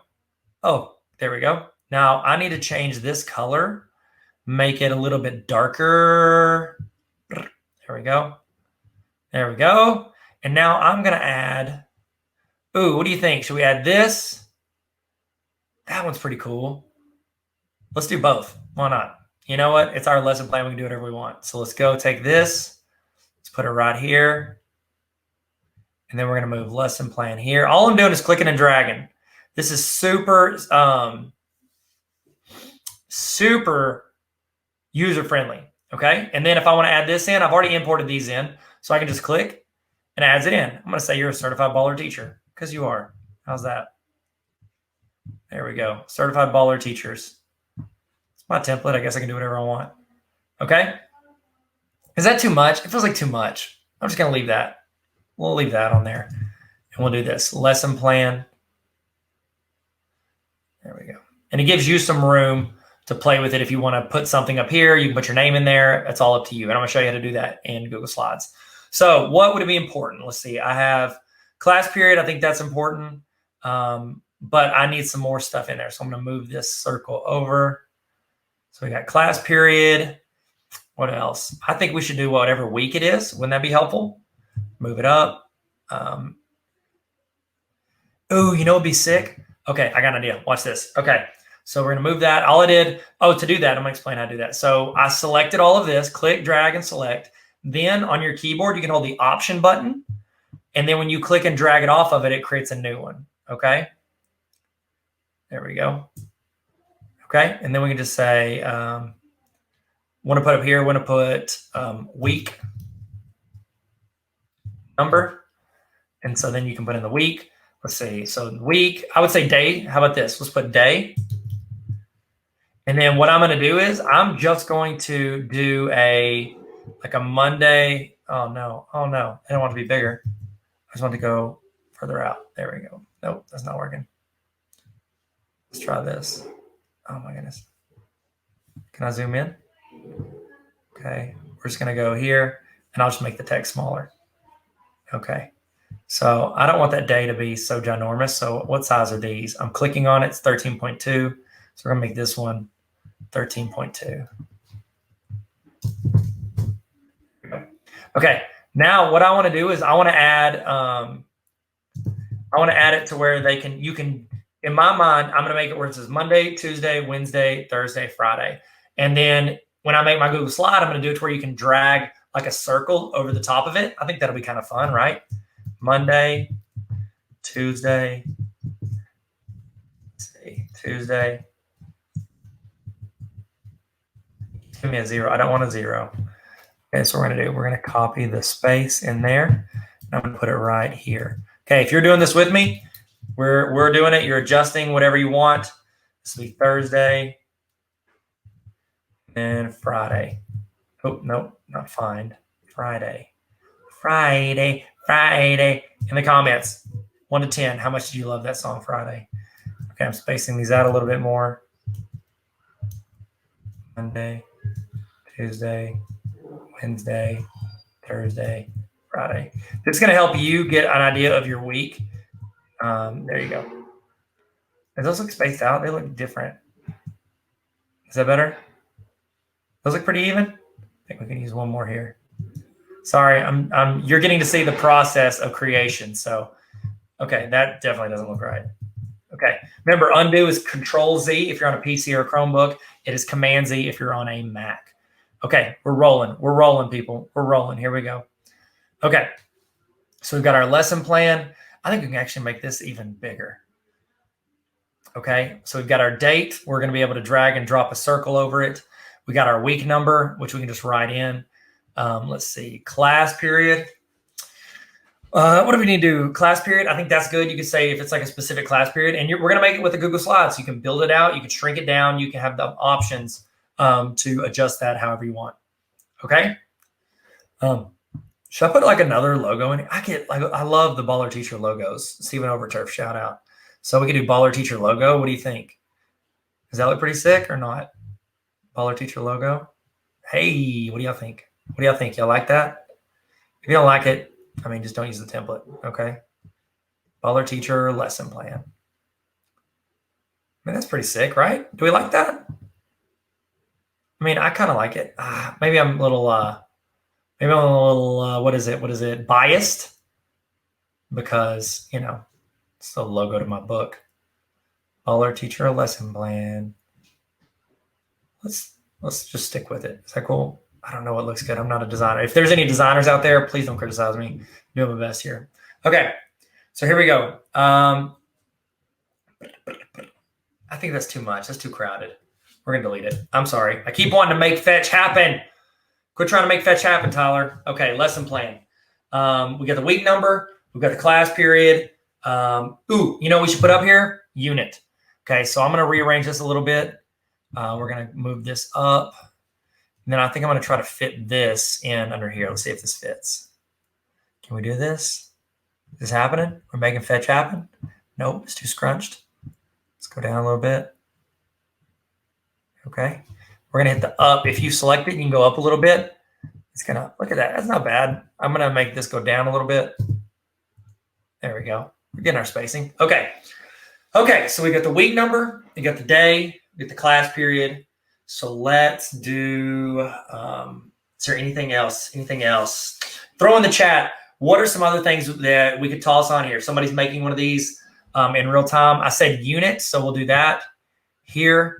So I'm going to toss that option over. I'm just going to drag and drop. So that creates this. And I can change this to unit. Okay, I want you to be able to put in like, oh, we're doing chapter 5, or we're doing, American Revolution. Okay. There we go. Make this. Okay. Spacing is really wigging me out, and I apologize if it looks trashy. Okay. So we've got week number, day, class period, unit. Let's see what else. We could use, let me think. We could do, okay, so here's what I'm gonna do. We got objectives, I think that's solid. And then this could be overview. I kind of like overview, to be honest with you. And then we've got warm up, presentation, and assessments. Here's what I'm thinking. A lot of times the warm up is just like a link to something, like a link to a video or something you've done. I think presentation also is a link. And then assessment, I think that's a link as well. Because a lot of times, like, we're not going to write in a lot of this. We're going to link to it because I'm thinking this is like a virtual activity. So here's what I want to do. I want to make them to where they're all links. Okay, so we're going to shrink this down. Okay, I'm going to call this, what did I say? We've got objectives, we've got overview. Should that be standards? I think there should be standards, right? Let's do that. It's so important. Everybody cares about standards. All right. Then I've got like an idea of some things I could throw in there. So let's do warm up. And actually, I'm going to get rid of these dots. Like, I'm just thinking through, what does this look like? You know what you could do if you wanted to? If you made a lesson plan you liked, you could create it in Canva and then just use that template to build out, you could build out, like, every day go in and like add the page or duplicate the page and put it in. I wouldn't, but you could. You have options. Should I put teacher name? Well, you know who you are. You know who you are. Okay, so let's take this warm-up section and we're going to make a copy. I'm holding option, then dragging the new copy here. And then I'm going to go and do another one. Option, drag the copy here. Okay, and then I'm going to say we got warm-up is good. Then we're going to do, then we could do presentation. So how do you present it? Either video links or maybe what else? Could be presentation, could be a video link, could be linked to next to your website, could be your video, could be a slideshow, whatever. And then I think we do assessment. Oh, I got assessments at the bottom. Presentation, let's call this one supplementary resources. Supplementary resources. Supplementary, my dear Watson. We'll just put supplementary. Okay. And I've got the opening to Guardians of the Galaxy stuck in my head. So let's move this up. Okay. It looks like it's pretty even. Okay. So I've got assessment and exams. I don't know why that's on here. I say this is going to be reflection. See, is there anything else in my notes I think is important? For reflection, put assessment, presentation, warm-up, objectives. I think all this is pretty good. Are you guys cool with all this? Let's move this down because we're a little scrunched up. Here we go. We're going to go take all this, click and drag, and then we're going to move this down here. Let's do it right here. And then, you know what? We'll give me a shout out because, I made it. I mean, why not? It's mine. Let's take this. I'm going to hold option, make a copy. And then I'm going to be like, that's too much. I'm just going to go at $Tarver. And then we can do tarveracademy.com. And then we're going to shrink this down because we don't want myself being thrown out there like this. So we're going to shrink that down. It's okay. If you make a resource, if you're creating a resource, it is okay to say, hey, I made this resource. Like I think that's perfectly fine. But then again, I guess That's my opinion. Y'all seen that? Have y'all seen that meme where it's like, that's my opinion. Okay. There we go. Okay. So we toss that in there. If anybody wants it, there they go. Okay. There you go. All right. So we've got that. Let's make this like a little bit bigger because, y'all are ball teaches. Let's see. I wonder if you do like an outline on this thing. What do y'all think? Would it look good? I don't think so. I think we're good. Let's keep it simple. Let's make sure all of our stuff's lined up. Does this look like it's got our spacing correct? There we go. Now it's better. How are these? We can spread these out a little bit. We scrunched them up a little to fit everything in. So let's see. Go up. Go up. And goes up. Goes down. All right. There we go. Class period. So right here, this will be like your informational stuff with regards to like when this is happening, like week, day, class period. And then this is the unit. Should I put subject? Ooh, subject should be up here. Yep, I think we should. Let's do this. We're going to do one more of these blocks. We're going to do option. Actually, maybe subject should go over here because this is our location stuff, like date, time, and everything. And then maybe this over here should be our subject area. So that's what I'm going to do. I'm going to move this up. And then I'm going to duplicate this. Hold option. Go up. I don't want to do too much.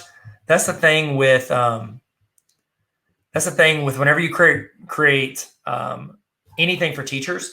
It's not like we have a ton of time. Subject. Should be subject or course. Yeah, we'll do subject. Actually, course. I'm sorry. I talked myself out of it. Okay. Of course. There we go. Okay.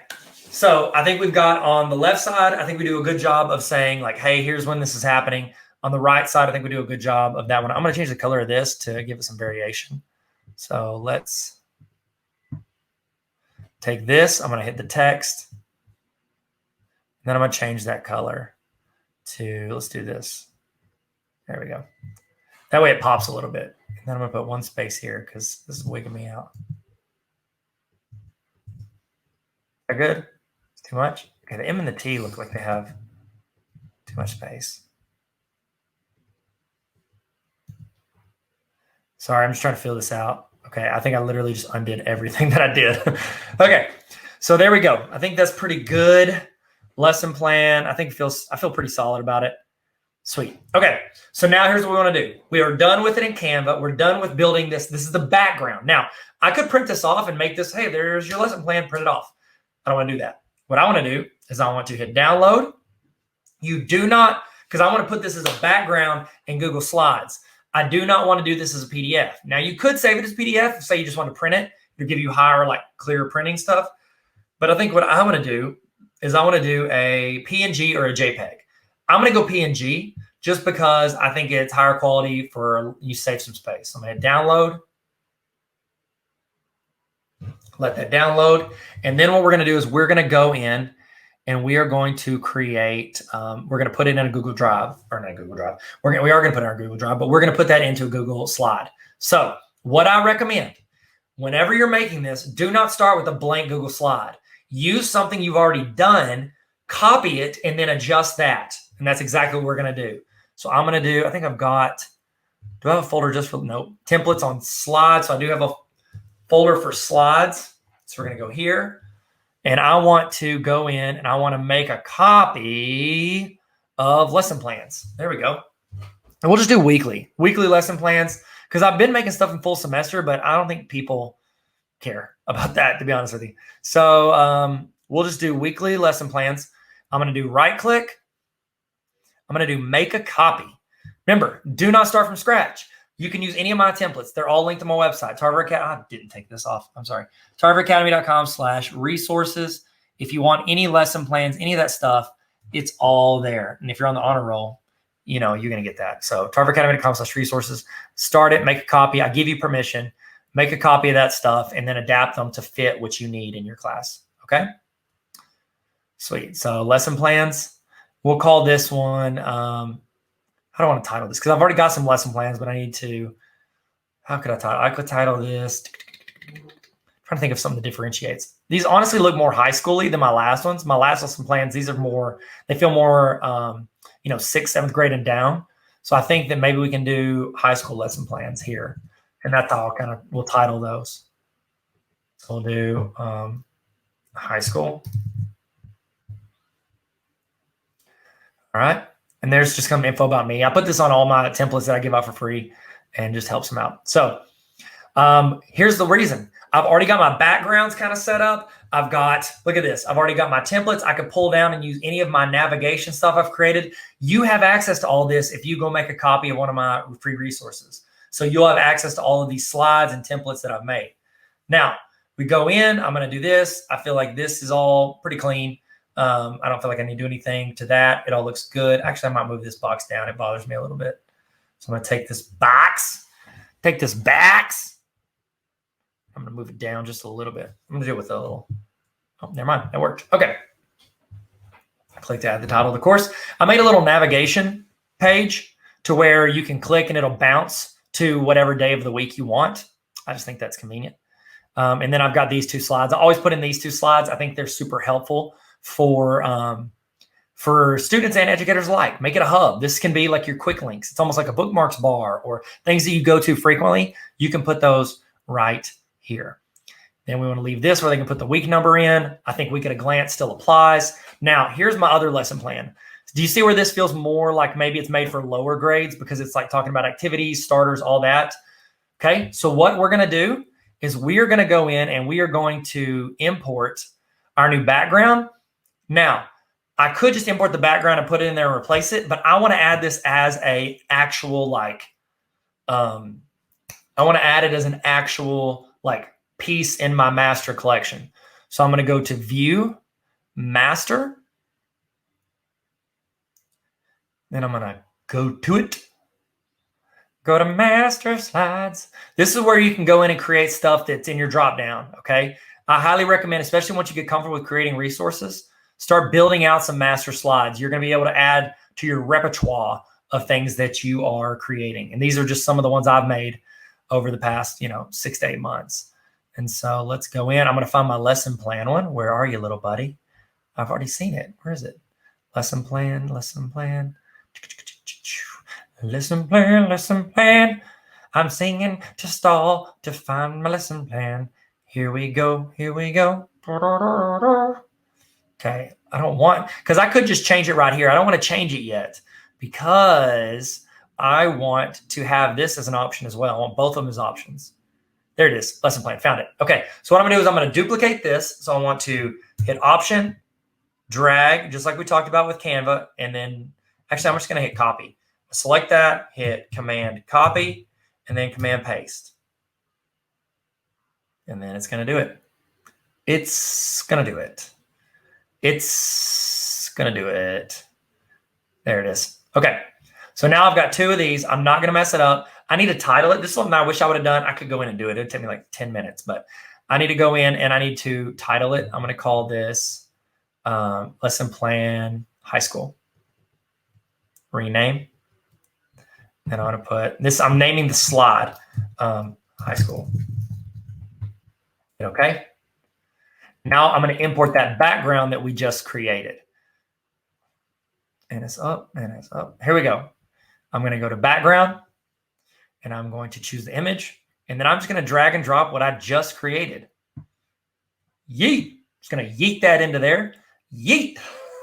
Sorry. I love saying that. I coach my oldest son's soccer team and my younger son, but my older son, I coach his team. And I like to say, I make the players say yeet whenever they throw the ball in, on the sidelines. They have to go yeet. And then whenever the goalie throws the ball out, I make him say yeet as well. I don't make him. I highly recommend it. It's not uploading. What's the deal? Let's just go to browse. Okay. Oh, there it is. It's working. I'm just doing it. I'm messing it up. Okay. So, okay, I can hit this. I'm going to delete that text. Now I need to start adjusting some of this stuff. So like these, apparently I thought I'd made that in Canva. It looks like I didn't. I guess I made it in here. But with me making it in here, I can do this. I can do some of this little chicken nugget. I can move that over up. Okay. It's not really what I want, but we'll go with it. I'm creating my text boxes. These are the spots where I'm going to, let's see if we can zoom in. You're gonna let me zoom in? Nope. Cool. You're just gonna skip around. Oh my goodness. Go back. There we go. Okay. So I need to get rid of topic. Sorry, my computer is figuring out how to work. Okay, and you're doing this at home, right? Are you guys doing this? You're like, oh no, I had forgot. It's okay. We're gonna get there. Okay. So I'm gonna shrink this down. I don't want text to get crazy. And you can choose the default for how this text goes. They added that in there, that feature. Good job, Google.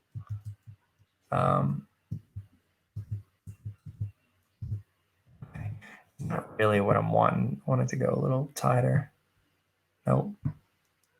It feels pretty good, right? Pretty clean. Okay, so I'm going to clear out this box. Okay, I'm just actually going to clear all this out because this is super complicated to look at all this.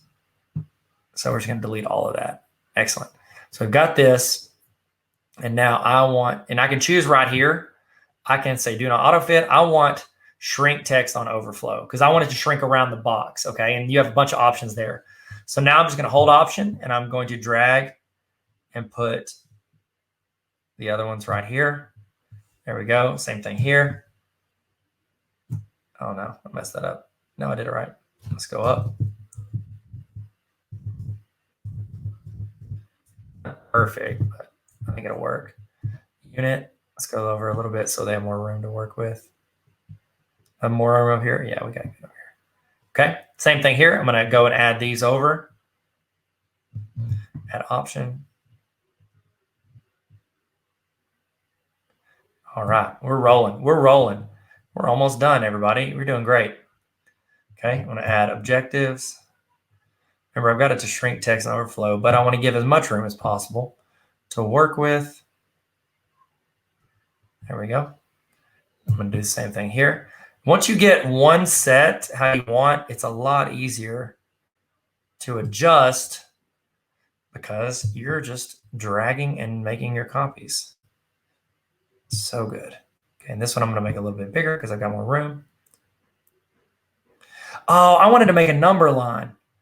Oh, that's what I wanted to do. I wanted to make a number line. How did this lesson go? And then they could rate it on the number line. I guess I'll just say that for the next lesson plan. Man, that would have been sick. I forgot about that. Okay. Now I need one of these. You're going to come with me. I'm going to put it right here. Okay. There we go. Then we're going to make that duplicate there. There. You guys having fun? Y'all doing this? Y'all feeling good? In the chat, let me know. What of this process have you not done?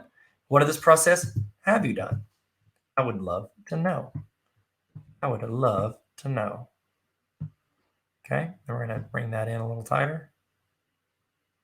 There we go. Now we should have boxes on all of this.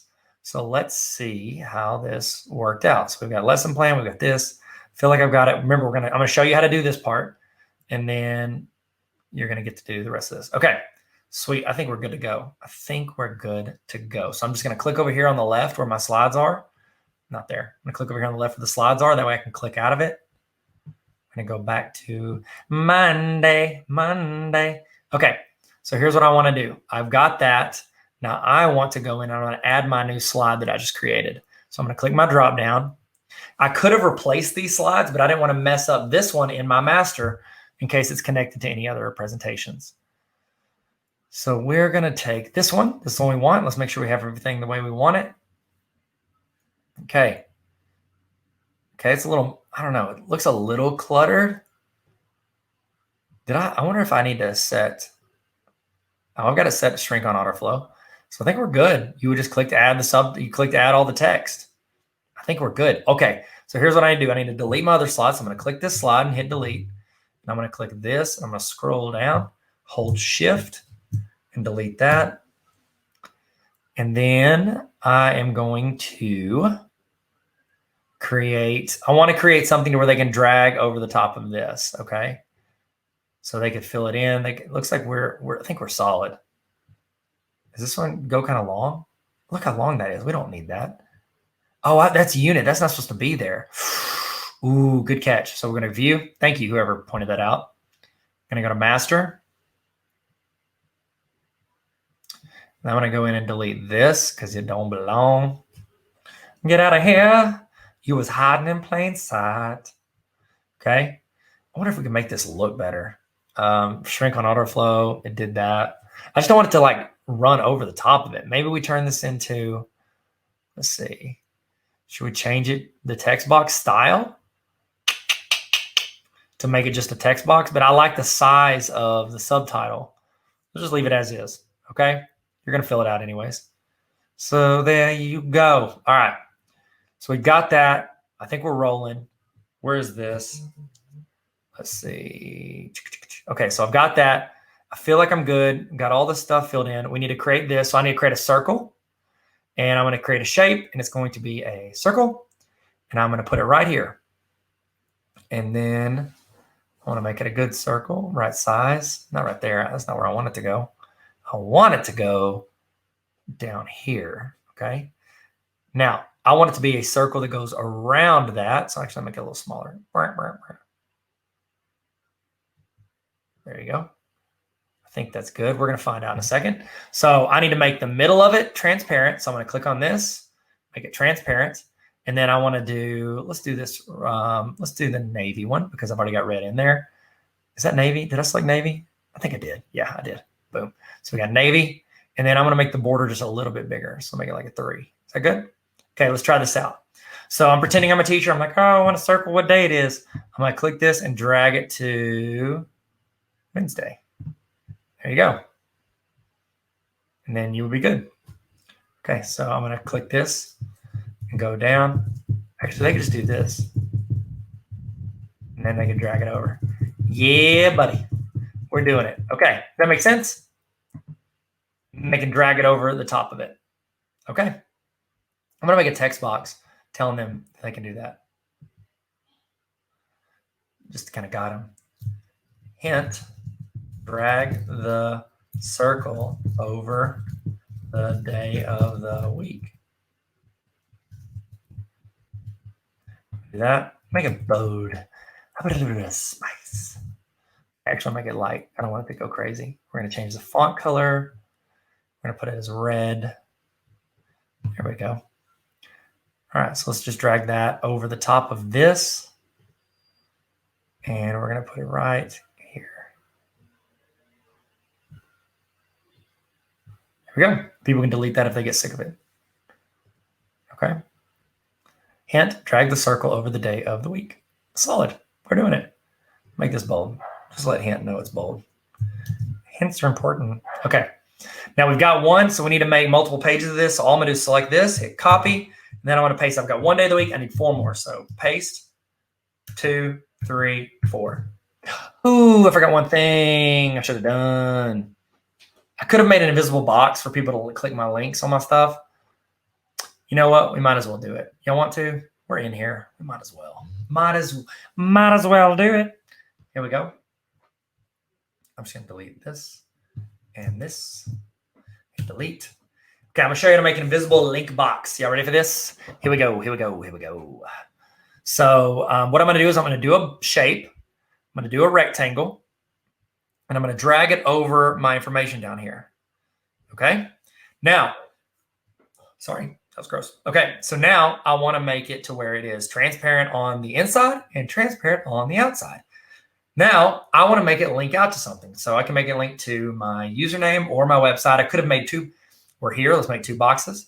So I can do this over here on my name. And I can have it link out. I guess I'll have it linked to my Instagram. Why not? So Instagram.com/Tyler Tarver, because I do daily tips on there. So maybe they like that. And then I can just hold Option, click and drag. Now I have a second one. And I can drag this over my website. And now I can make it Tarver Academy.com.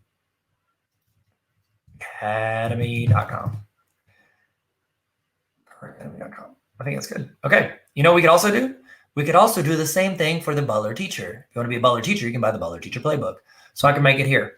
Now, people can delete this. Honestly, they're probably never even going to click on this, but it gives them an option if they want, bit.ly/baller teacher. Apply. This transparent. This transparent. Bam. So now we have transparent there, transparent here. Did I just click it or did I make a copy? There it is. That one works. Did this one not work? I think I actually deleted it. Yeet. So we're going to hold Option. Make sure we're holding Option. Making the copy. I was afraid of this. Okay, so now let's adjust this back. Okay, sorry about that. Now, this is how, that's not how you do it. Tarver. Okay, great. Now you've done it. Now I need to go make those copies. So I've got a Monday one. Now I need to make it for Tuesday through the rest of the week. Hit Command C. Then we got Command V. Wait for it to pop up. I think I went too fast last time and I lost a little bit of steam. Paste it again. It's 3, 4, and 5. Now, I'm going to show you what it looks like whenever I go in. Let's do the whole process. Is that cool? So we went to Canva. We created the background. Tossed into Google Slides. Made this. Now, you want to make this resource available to anybody. Okay? So what you're going to do, let's make sure we got everything. 1, 2, 3, 4, 5. 5 days of the week. This got moved. What is this? Oh, man. I put the days of the week in there wrong. So let's do this. I need to drag these 3 up. It's always good to check it again. I almost sent it out, and it was going to look ratchet. So go right there. Okay, so now we're good. It flows into the days of the week. Then big reflection from the week into the week reflections. And then lesson plans by me. What's up? Okay, sweet. I think we're good to go. Okay, and also I have this slide in the beginning. It's just kind of like telling people about myself, stuff I offer, the free things they can be connect with, and then some of the stuff they want to upgrade. Okay, so you can do the same thing there. Especially if you give them free resource, I don't feel bad. Honestly, I do this page on Teachers Pay Teachers as well if I toss it on that. Now, I want people to have it, so I want to put share. And then I want to say anyone with the link can view. Okay, this just takes out any access issues you might run into later. So we're going to go to change. And we want anyone with the link. Okay, so done. Now, anyone with the link can view it. I don't want that because then you're going to have people requesting access. You're going to have people hitting you up. You don't want that because then you're going to see people in here if you ever go change it. This is what I recommend. Go up here. You go to your address bar, and then somewhere near the end of your address bar, there's going to be the word edit, E-D-I-T. You want to find that, and then you want to highlight everything from the E in edit all the way to the end and delete it. Then you want to type copy. When you do that, I'm going to copy the whole link now. You have created a force make a copy. So for your resource, when somebody clicks the link, it's going to force make a copy. So now I want to go to Solo, which I highly recommend. Let me give you the link for Solo. If you don't have Solo and you're making resources I honestly now recommend teachers, instead of creating a Google site or a Wix, I tell them just create a Solo account. They have free ones, but they also have some pretty affordable paid ones. I'm going to, okay, hold on. Let me add this on here. It's bit.ly/Tarver Solo. Do it through me because that way they just like it whenever I recommend people to their website. And if you ever do pay, it doesn't cost you any more, but then I get like an affiliate amount. So I get like some change on that every month because you did it. So I highly recommend, especially if you're creating resources, doing stuff, everything you do is trying to add to the greater library of what you're doing. And it's also better if you do it this way. You could get a better account just because you're recommending it to people and you're helping them out. So I'll go to my Solo. I'll go to my page that I've already created. Now I want to go down. I want to add a link. So I'm going to add new link. And that's where I'm going to put my link in here. Bam. And then I want to title it High School Lesson Plan Template. Okay, and then a custom, and I'm going to tell them Google slide. I try to be as clear as possible with what I'm offering because I have a ton of resources on my Solo. So it's like I need to be specific. Google Slides template. Okay. A lot of people, what they'll do when they create free resources is like you go to their website and you sign up for their email list to get the free resource. I haven't done that yet. I probably should. I'd have way more people on my email list than I do. But you live and you learn. So I'm going to hit custom thumbnail because I went and created some custom thumbnails for this. I think they're on my desktop. I need to sort by kind. I think it's under thumbnails. And it's good to have these things in places you can find. Sorry, that's my dog. I want to create these. It's a template. There we go. Hit open. I need to create. I don't like this design that I made. I try to make it clear. I'm not a fan. I'm going to go in and change them soon. Hit done. Now I'm going to move this down a little bit. Don't want it to be like my books, first one, then my website. Just kind of want to order of importance there. I'm going to scroll down. Where are you at? Come on, little buddy. Come on, little buddy. TikTok Teacher Conference. What's up? Going to keep rolling these down.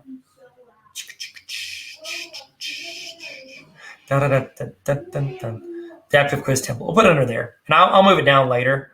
The thing with solo is you got to make sure to save it. Okay, so I'm going to scroll down. And I'm going to hit save. Bam. Now, whenever people go to the link in my bio, they're going to be able to see this resource. Click it, and it makes a copy for them. So there you go. That's how you make that resource. We use Canva, we import it into slides, and then we put it into solo. The whole process. Thank you guys so much. If you have any questions, throw it in the chat or hit me up. We'll answer them. We're going to keep learning together. Peace. Bye. Bye.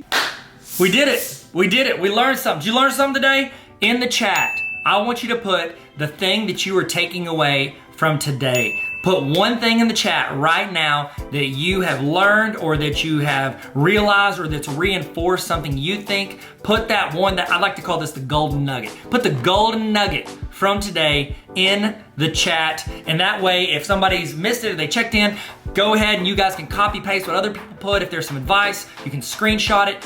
Get this. I want you to throw in the best thing you learned today. It's like a best of highlight reel for your favorite thing that happened during this training. Toss that in the chat right now so we can share and grow together. Okay, we're about to do the evaluation. Before we do, I want to remind you, if you want access to this entire training at any time throughout the year, not just these live broadcasts, you can join the Tarver Academy Honor Roll. Why'd I do this? Hey guys, Tarver Academy Honor Roll. It's like Netflix for teachers. Netflix for teachers, because you have resources, you have templates, you have PDs, trainings. It's literally like a library of trainings, and then access to ask questions, to request resources that I build and send out to teachers all around the world. So tarveracademy.com/honor roll if you want to join the greatest community on the planet. And I'm not biased at all. I mean, all of us, you're on the honor roll. You want to be on the honor roll? Sick. Let's all be on the honor roll. And I'm a dean, so keep me on the dean's list. Hey, that works. Okay.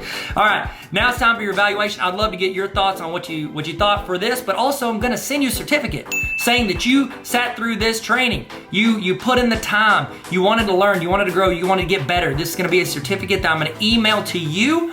What I need you to do is I need you to go to the link on the screen or hover over the QR code with your phone. Get your phone out, hover over it. It's going to ask you a few questions. If you don't get this, it means that you put your email address in wrong.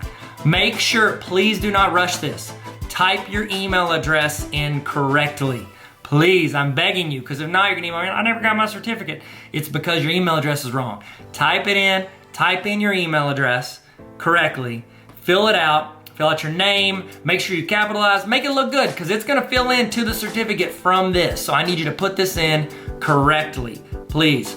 Okay, go there. We're gonna walk you through it. Go into this, click on the link, or is it, you can't click on the link because it's on a video. Type in the link on your computer or type it in on your phone or whatever device you have. Scan the QR code, fill it out. I'm gonna send you a certificate with a timestamp on it saying what time you ended. You have proof from earlier if you sent in to the other link of what time you started. And then you also got your notes and all the stuff you've learned, your screenshots, all of that to show your administrator or whoever, your spouse. You show your friends, show people on the streets, all the learning that you did. You can frame that certificate. I think we're all getting framed. You get a frame? I'm getting framed. I'm gonna put it up on my shelf. I got too much stuff on my shelf already. So look at this, Lonzo Ball rookie card. If you got any, by the way, you got any basketball cards you want to sell? Hit me up. I've been slightly obsessed with basketball cards, and I apologize for bringing it up. Look at this. This is all Lonzo Ball. Lonzo Ball, I mean, he's the GOAT. Everybody says it. Who's in the chat? Who is your favorite basketball player of all time? I'd love to know. If it's Lonzo Ball, it's quite the coincidence because I had it sitting on my desk. If not, it's probably this guy. Probably this guy right here. See that guy? That's Michael Jordan. No big deal. It's whatever. Don't like to brag about it. I mean, it's not that expensive, that card. But if you got any cards you want to sell, holler at me. I don't know why I said that. I'm just stalling so you guys can fill out your evaluation. All right. Y'all feel good? I'm gonna leave this on the screen for you for a little while in case you had to step out for a second. I'm gonna leave this up. Thank you again so much for your attention and your time and everything that you put into learning and growing with us today. I'm Tyler, this is Tarver Academy. Let's learn to have fun. See you guys later.